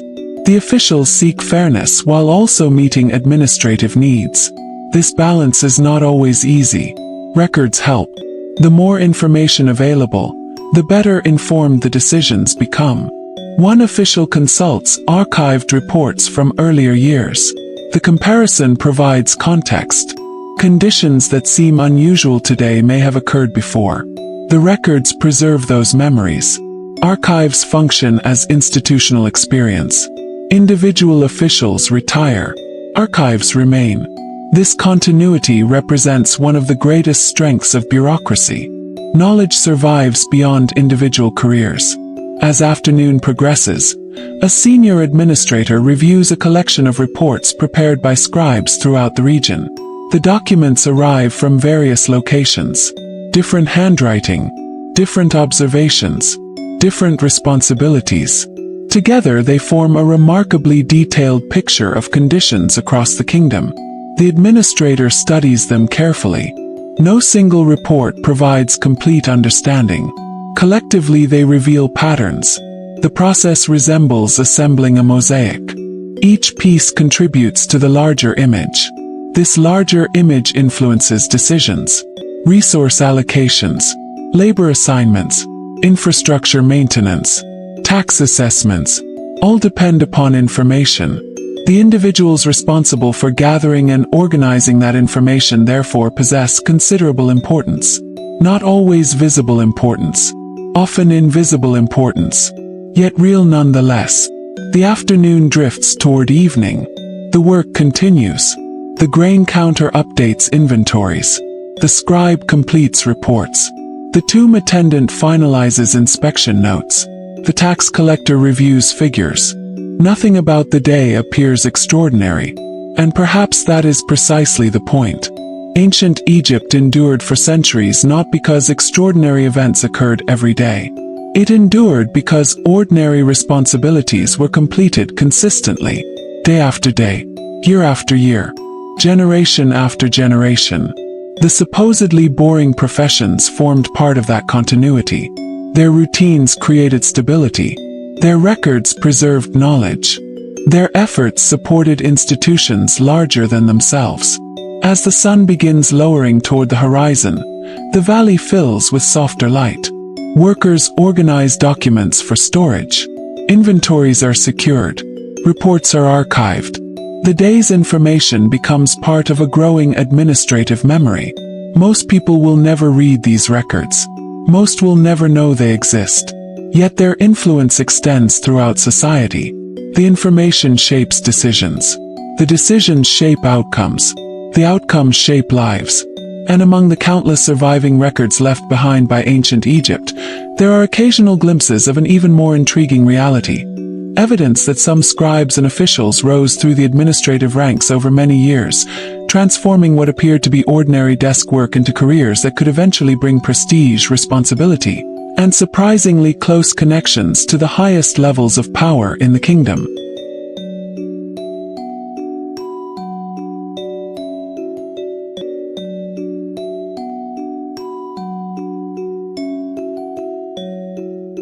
And among the countless surviving records left behind by ancient Egypt, there are occasional glimpses of an even more intriguing reality. Evidence that some scribes and officials rose through the administrative ranks over many years, transforming what appeared to be ordinary desk work into careers that could eventually bring prestige, responsibility, and surprisingly close connections to the highest levels of power in the kingdom. The path upward did not begin with grandeur. It began with repetition. Papyrus, numbers, lines of text copied again and again until accuracy became instinct. A young scribe enters another stage of his training. He is no longer a beginner, but he is not yet experienced. His tasks have increased in difficulty. Reports now contain more complex information. Inventories involve multiple categories. Calculations require careful checking. The expectations are higher. Mistakes are less tolerated. This transition period is crucial. Many students fail to advance. Only those who demonstrate patience and precision continue. The profession rewards endurance, not speed, not creativity, endurance. Inside an administrative office, a senior scribe reviews work completed by junior colleagues. His role has changed over time. He once performed the same tasks himself. Now he evaluates others, corrects errors, confirms accuracy, proves documents. His position reflects years of steady progress through the administrative system. Nothing about his career happened quickly. Everything developed gradually. This slow progression was typical in ancient Egypt. Authority often came through experience. Experience came through time. Time came through routine work completed correctly. The office is quiet except for the sound of writing. Reed pens move across surfaces. Documents are organized into stacks. Each stack represents a different category of responsibility. Agriculture, labor, storage, distribution, taxation. Administration touches every aspect of life. Outside the office, the Nile continues its steady movement. The river remains unchanged in appearance, though its behavior shifts subtly with the seasons. Farmers observe it closely. Officials observe it closely. Scribes record observations carefully. The system depends on awareness, not dramatic awareness, continuous awareness. A grain counter enters a storage facility carrying updated instructions. His responsibilities have expanded over time. What once was simple counting has evolved into oversight of multiple inventories. He now supervises junior workers. He reviews their calculations. He ensures consistency across records. His authority has increased quietly, not through ceremony, through trust built over years of accurate work. He examines recent entries. Most are correct. A few require adjustment. He makes corrections calmly. The process is familiar. Error correction is not failure. It is maintenance. The system works because errors are found and fixed. As morning progresses, scribal education continues elsewhere. Students now work with more advanced texts, administrative scenarios, hypothetical situations, complex records. The training becomes increasingly demanding. Teachers expect precision. The students are being prepared for real administrative environments where mistakes can have consequences. One student struggles with a passage. The teacher reviews it carefully. Corrections are made. The exercise is repeated again and again. The process reinforces discipline. Across ancient Egypt, this educational structure ensured continuity in administration. Knowledge passed from generation to generation, not through theory alone, through practice. By midday, heat settles across the valley. Within a funerary complex, a tomb attendant pauses briefly before continuing inspections. He has also gained experience over time.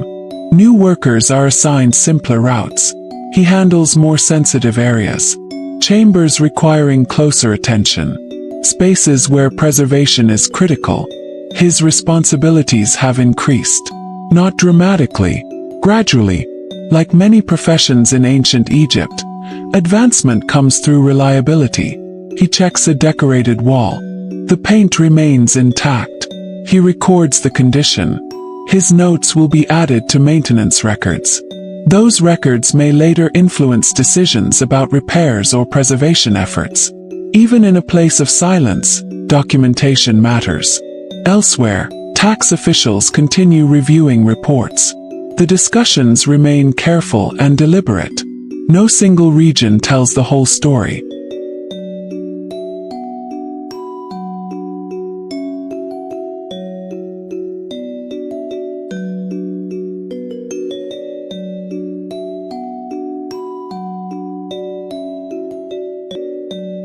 Only by combining information from multiple areas can administrators understand broader conditions.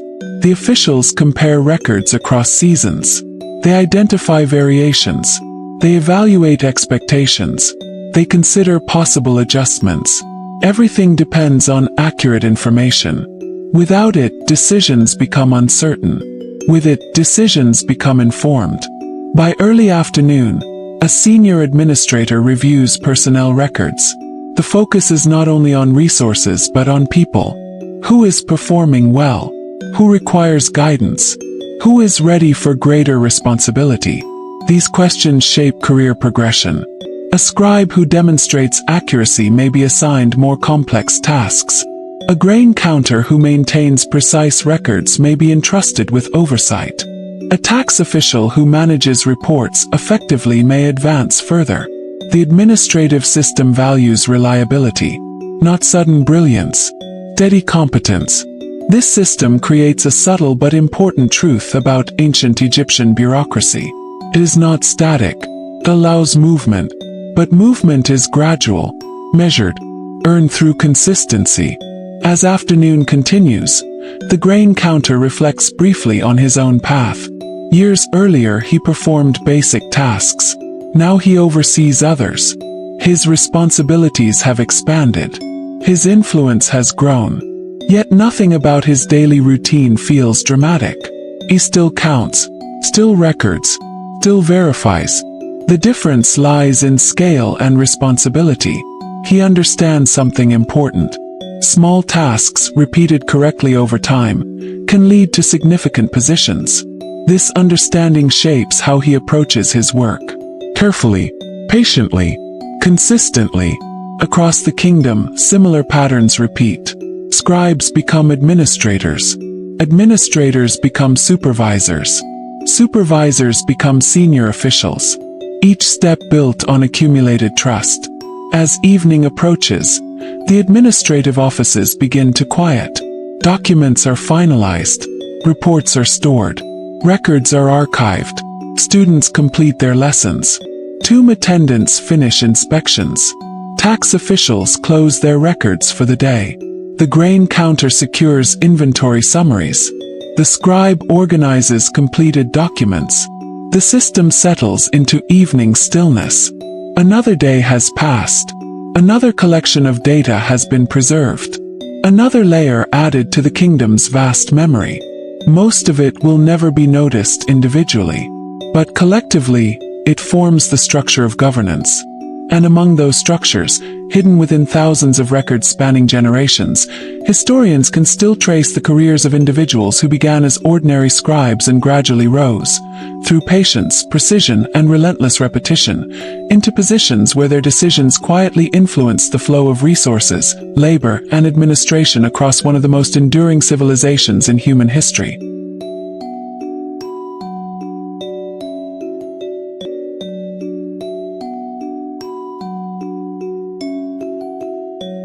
And among those structures, hidden within thousands of records spanning generations, historians can still trace the careers of individuals who began as ordinary scribes and gradually rose, through patience, precision, and relentless repetition, into positions where their decisions quietly influenced the flow of resources, labor, and administration across one of the most enduring civilizations in human history. The morning begins again with paperwork. Not ceremony, not celebration. Paperwork. A senior administrator sits at a wooden desk inside a mud brick office, reviewing a stack of newly delivered reports.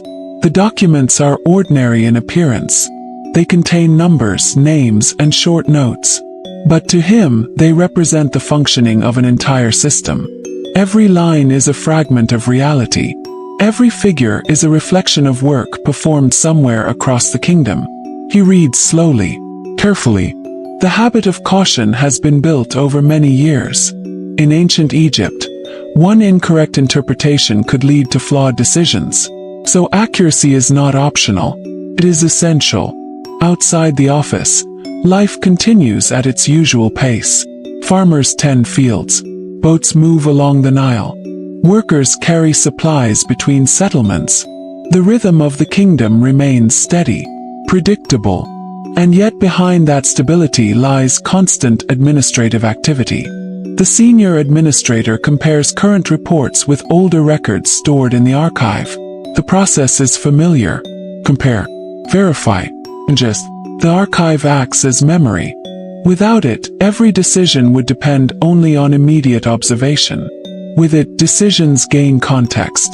The administrator pauses briefly at a discrepancy. A small variation in reported grain levels. Not dramatic, not alarming, but noticeable. He marks it for further review. In ancient Egyptian administration, even small inconsistencies are not ignored.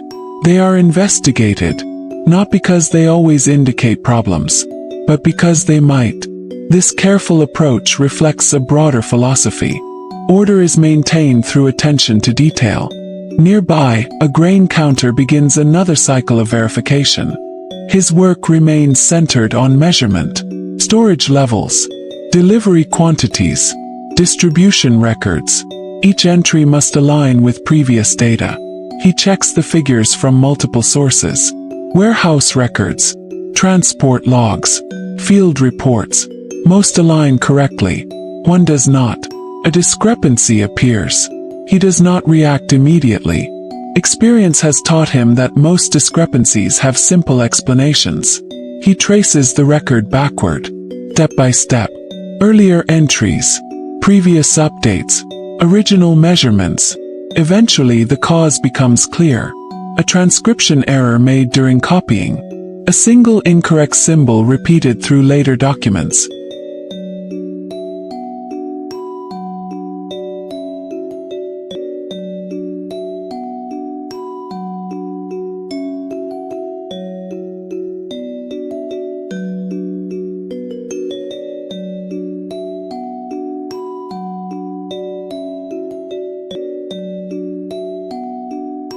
He corrects it carefully, dates the record, ensures consistency is restored. The correction is routine, yet its importance is real. Without it, future decisions could be affected. By mid-morning, scribal training continues in another part of the settlement. The students now work with more advanced administrative scenarios. They are given situations involving resource allocation, labor assignments, inventory management. They must copy, calculate, and interpret. Teacher observes closely. Errors are expected, but not ignored. One student struggles with a complex passage involving multiple numerical entries. He hesitates. The teacher intervenes, guides him through the structure, explains the relationships between figures. The student tries again, this time more carefully. Progress is slow, but steady. Such training ensures that future administrators can handle real-world complexity, not just simple copying, actual interpretation, actual decision support. Ancient Egypt depended upon this pipeline of trained scribes. Without it, administration would collapse under its own complexity. At noon, heat intensifies across the valley. The air grows still. Movement slows. Within a tomb complex, a maintenance worker completes a detailed inspection. He moves through chambers with practiced familiarity. His attention is sharp, not because the environment changes quickly, but because it changes slowly. Subtle shifts matter. Faint crack in plaster, slight fading of pigment, minor accumulation of dust in corners. Each observation is recorded. The tomb represents more than architecture. It represents cultural and religious continuity. Preserving it requires consistency, not occasional effort, continuous effort. The attendant finishes his inspection and records his notes carefully. His writing joins a larger administrative system. Reports from other tombs, maintenance logs, preservation schedules. Even sacred spaces rely on bureaucracy.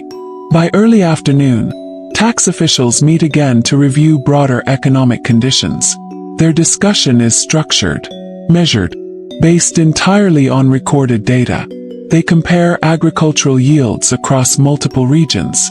Some areas perform strongly, others show variation. The officials attempt to understand why. They reference older archives. They look for patterns. One official notes that similar fluctuations occurred in previous years. Another considers environmental factors. Another examines distribution methods. No single explanation is sufficient. Ancient administrative reasoning often relied on accumulation rather than certainty. The more data available, the better the understanding. But certainty was rarely absolute. As afternoon progresses, attention turns briefly toward personnel matters. Officials discuss the performance of various scribes and administrators. Those who maintain accurate records are noted. Those who demonstrate consistency are trusted with more responsibility. Those who struggle receive additional supervision or training. Progression within the system remains gradual, but visible. A scribe who began copying basic texts may now be handling district-level reports. A grain counter who once recorded simple measurements may now oversee multiple storage facilities. A tax official who once collected basic data may now evaluate regional patterns. These transitions are not sudden. They are earned through repetition and reliability. The system values experience built over time. As evening approaches, the administrative offices begin to quiet. Documents are finalized. Reports are stored in archives. Corrections are recorded. Inventories are secured. Students conclude their lessons. Tomb attendants complete final inspections. The grain counters finish balancing their records. The tax officials close their reports for the day. The scribe organizes documents for preservation. The day ends without drama. Yet beneath that calm surface, something significant has occurred. More information has been added to the kingdom's memory. More patterns recorded. More observations preserved. More decisions prepared for the future. And hidden within these accumulated records, historians would later discover that many of the most influential figures in ancient Egyptian administration were not kings or generals, but long-serving scribes and officials whose careers quietly shaped how resources moved, how labor was organized, and how one of the world's earliest complex states managed to function across centuries with remarkable consistency.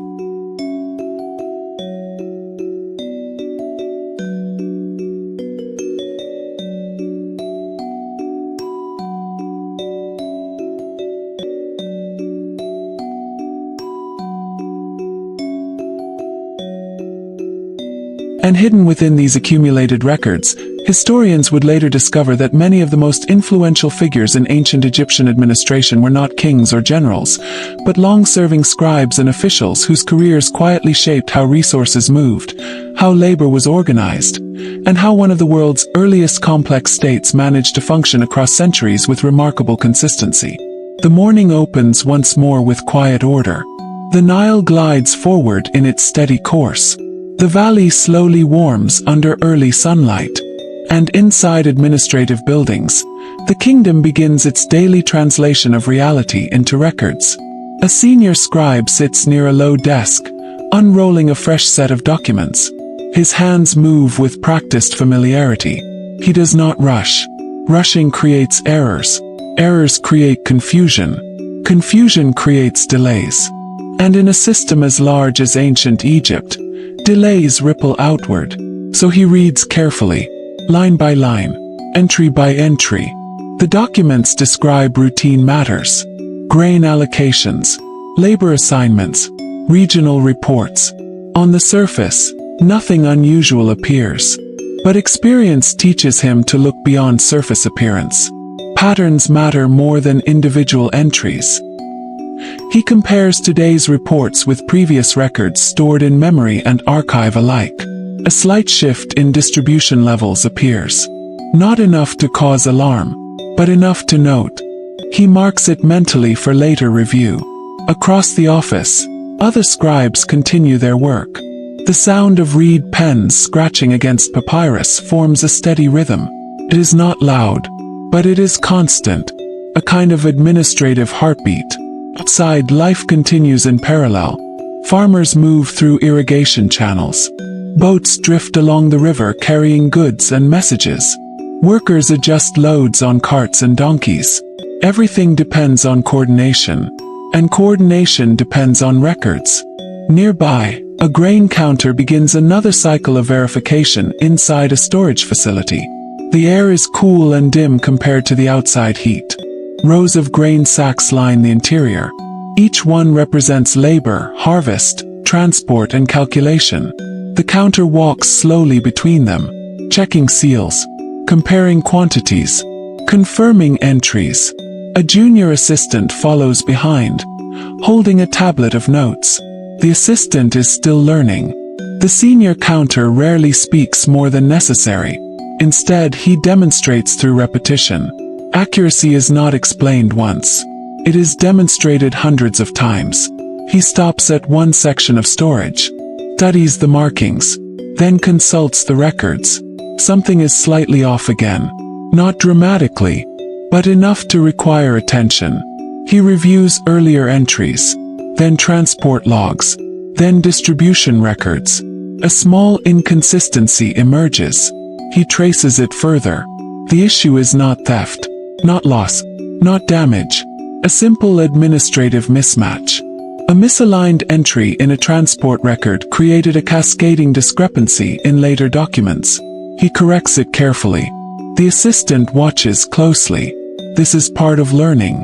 In ancient Egypt, expertise is built through observation of correction as much as through instruction. Meanwhile, scribal education continues elsewhere in the settlement. Students sit in rows copying texts under strict supervision. The teacher moves slowly among them, inspecting work, correcting errors, expecting precision. One student hesitates over a sequence of administrative symbols. Teacher points calmly, explains the structure again. The student nods and continues.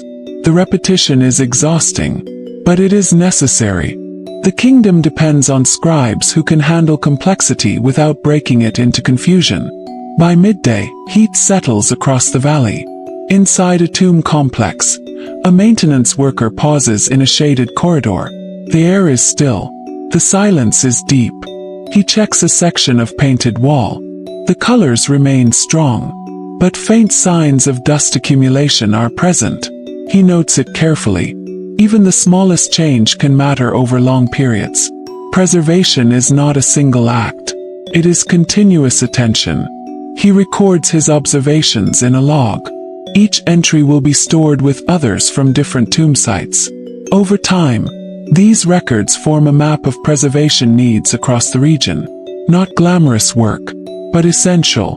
Elsewhere, tax officials meet again to discuss agricultural assessments. Their conversation is restrained. No speculation without evidence. Only data is considered. They compare regional reports. Some areas show consistent output. Others show fluctuation.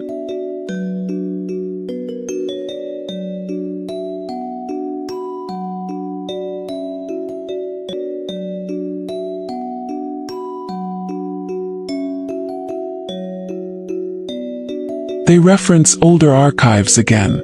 Patterns are reviewed across years. One official notes that similar variations occurred under different flood conditions. Another suggests adjusting expectations for upcoming allocations. Nothing is decided immediately. Ancient administration moves slowly when dealing with uncertainty. Better to delay than to decide incorrectly. As afternoon continues, a senior administrator reviews personnel records. His focus is not only on resources, but on people. Which scribes demonstrate reliability? Which grain counters show accuracy under pressure? Which tax officials manage complex reports without error? These questions shape future assignments. A scribe who consistently produces accurate records may be promoted to oversee regional documentation. A grain counter with strong performance may be entrusted with larger storage facilities. A tax official who interprets data effectively may assist in higher-level planning. The system is structured but flexible. It rewards consistency over time, not sudden brilliance, gradual trust. Across the kingdom, similar stories unfold quietly. A junior scribe completes his first independent report. A grain counter supervises additional storage units. A tomb attendant is assigned more sensitive inspection routes. A tax official begins reviewing broader regional summaries. Each step is small, but cumulative, and in time these small steps build entire careers. As evening approaches, administrative activity begins to slow. Documents are finalized. Corrections are recorded. Reports are archived. Students complete their final exercises of the day. Tomb attendants finish inspections and secure chambers. Grain counters lock storage facilities after final verification. Tax officials close their records and prepare summaries for future review. The office that began the day filled with motion now settles into stillness.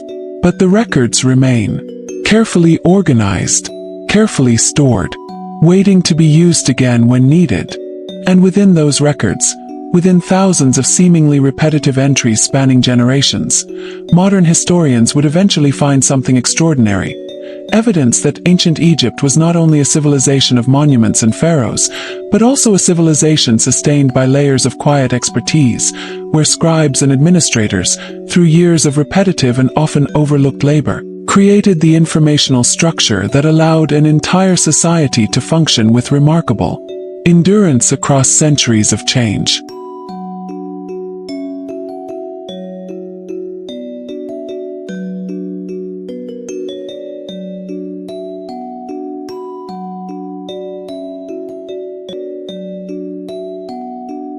And within those records, within thousands of seemingly repetitive entries spanning generations, modern historians would eventually find something extraordinary.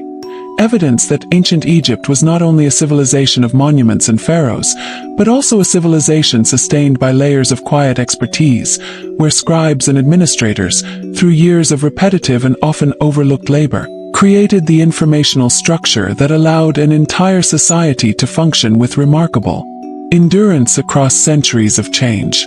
The night settles slowly over the Nile Valley, not abruptly, gradually, as if the world itself is exhaling. Daylight fades from the fields. Boats become silhouettes on the water. The last movements of labor quiet down. And in administrative buildings, oil lamps are lit one by one. Inside a scribal office, a senior record keeper remains at his desk longer than most. Not because the work is unfinished in a dramatic sense, but because completion in bureaucracy is rarely a single moment. It is a process. He reviews the final set of documents for the day, cross-checking entries, confirming totals, ensuring that nothing is missing before records are sealed for storage. His eyes move steadily across the papyrus, line by line, number by number. He pauses briefly at a familiar kind of entry, a summary of grain distribution across several regions. The figures are consistent with earlier reports. That consistency matters, suggests stability, or at least controlled variation. He makes a final notation, then sets the document aside for archiving. Elsewhere, within the same administrative complex, a grain counter completes his own end-of-day procedure. The storage facility is quieter now. Most workers have left. Only a few remain for final checks.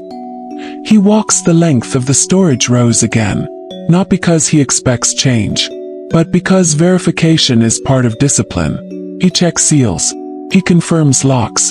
He reviews final tallies recorded earlier in the day. Everything aligns. The system holds. For now. He pauses for a moment at the entrance before stepping out into the cooler night air. The assistant follows silently. No conversation is needed. The work has already spoken through numbers. In another part of the settlement, scribal students have long since left their training rooms. Their tablets carry fresh corrections from the day's lessons. Some students will review them at home. Others will struggle again tomorrow.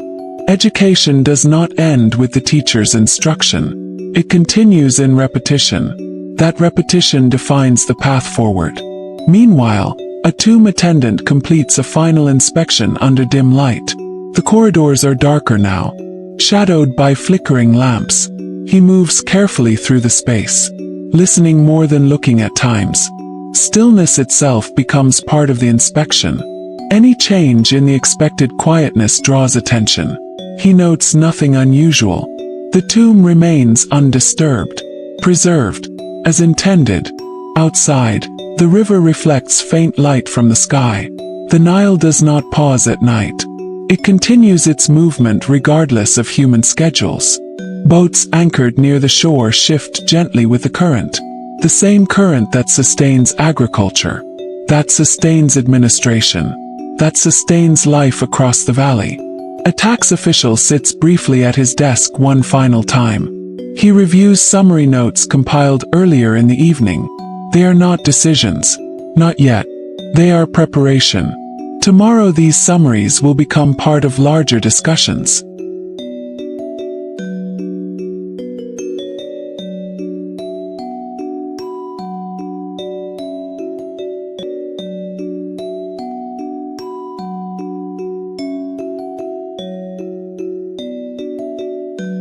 He organizes them into a final sequence, then closes the record, carefully, deliberately, as if sealing away the day itself.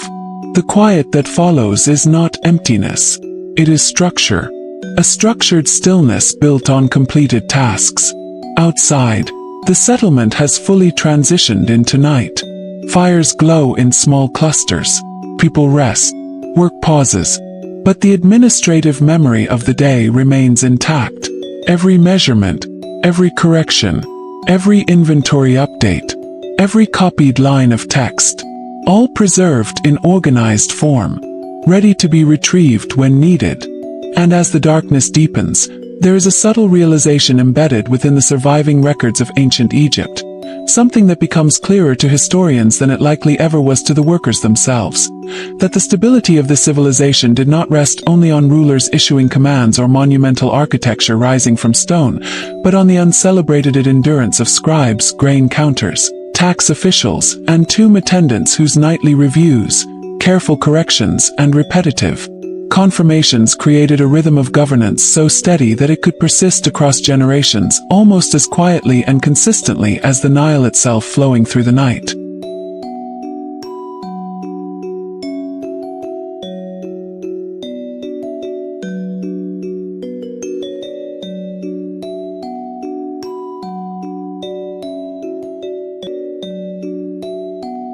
And as the darkness deepens, there is a subtle realization embedded within the surviving records of ancient Egypt, something that becomes clearer to historians than it likely ever was to the workers themselves. That the stability of this civilization did not rest only on rulers issuing commands or monumental architecture rising from stone, but on the uncelebrated endurance of scribes, grain counters, tax officials, and tomb attendants whose nightly reviews, careful corrections, and repetitive confirmations created a rhythm of governance so steady that it could persist across generations almost as quietly and consistently as the Nile itself flowing through the night. Before dawn returns, the administrative world is already preparing. Even in the quiet hours, structures of order do not truly sleep. In storage rooms, sealed records remain stacked in organized bundles. In scribal offices, completed documents rest in designated archives. In tomb corridors, maintenance notes are stored for future inspection cycles. Everything is placed. Everything is accounted for. Everything is waiting. A faint pre-dawn breeze moves through the valley. The Nile is still dark, reflecting only fragments of starlight. A new day has not yet begun, but it is already anticipated in the way yesterday's records have been arranged. Inside a scribal archive chamber, a senior record keeper performs one final verification before the cycle resets. He checks bundles of documents prepared for long-term storage. Each bundle contains routine records, inventory lists, tax summaries, agricultural reports, labor assignments.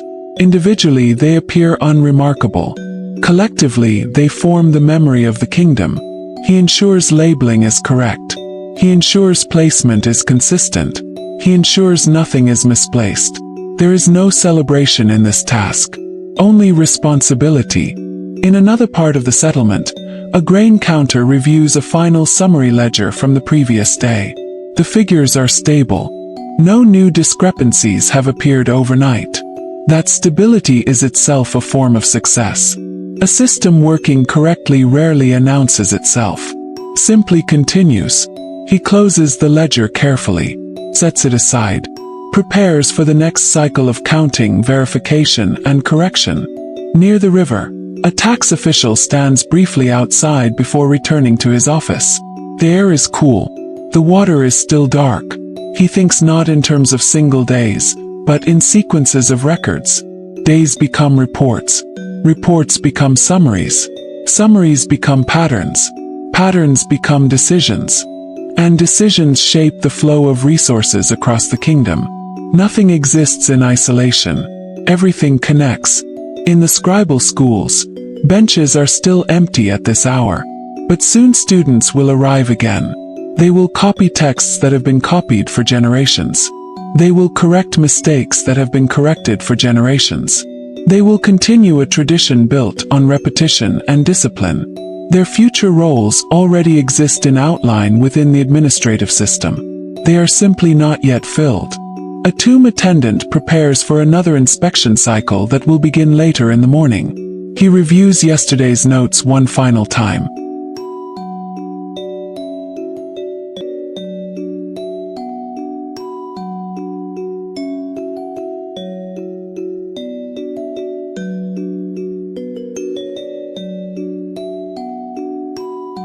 Everything recorded was normal. No disturbances. No changes requiring urgent attention. That is the preferred outcome. Stability is not dramatic, but it is necessary. As the first hint of sunlight begins to touch the eastern edge of the valley, the entire system begins to stir again. Not suddenly, gradually, like a structure waking without sound. Boats will move again. Fields will fill again. Offices will open again. Documents will be unrolled again. Pens will begin moving again across papyrus. And the same cycle of observation, recording, verification, and correction will continue. This continuity is what gives the civilization its shape. Not a single moment, but an unbroken chain of moments, linked by the work of people whose names often do not survive, but whose records do. And in those records, preserved across thousands of years, historians would eventually see what the workers themselves lived but rarely named directly. That ancient Egypt was not maintained by occasional greatness, but by relentless ordinary accuracy. Scribes who copied without pause, grain counters who measured without celebration, tax officials who calculated without recognition, and attendants who preserved without applause, each contributing quietly to a system that endured because it was built not on rarity, but on repetition. Now, as the first full light of a new day begins to spread across the Nile Valley, the records of yesterday are already becoming the foundation for today's decisions, and the cycle, as always, begins again.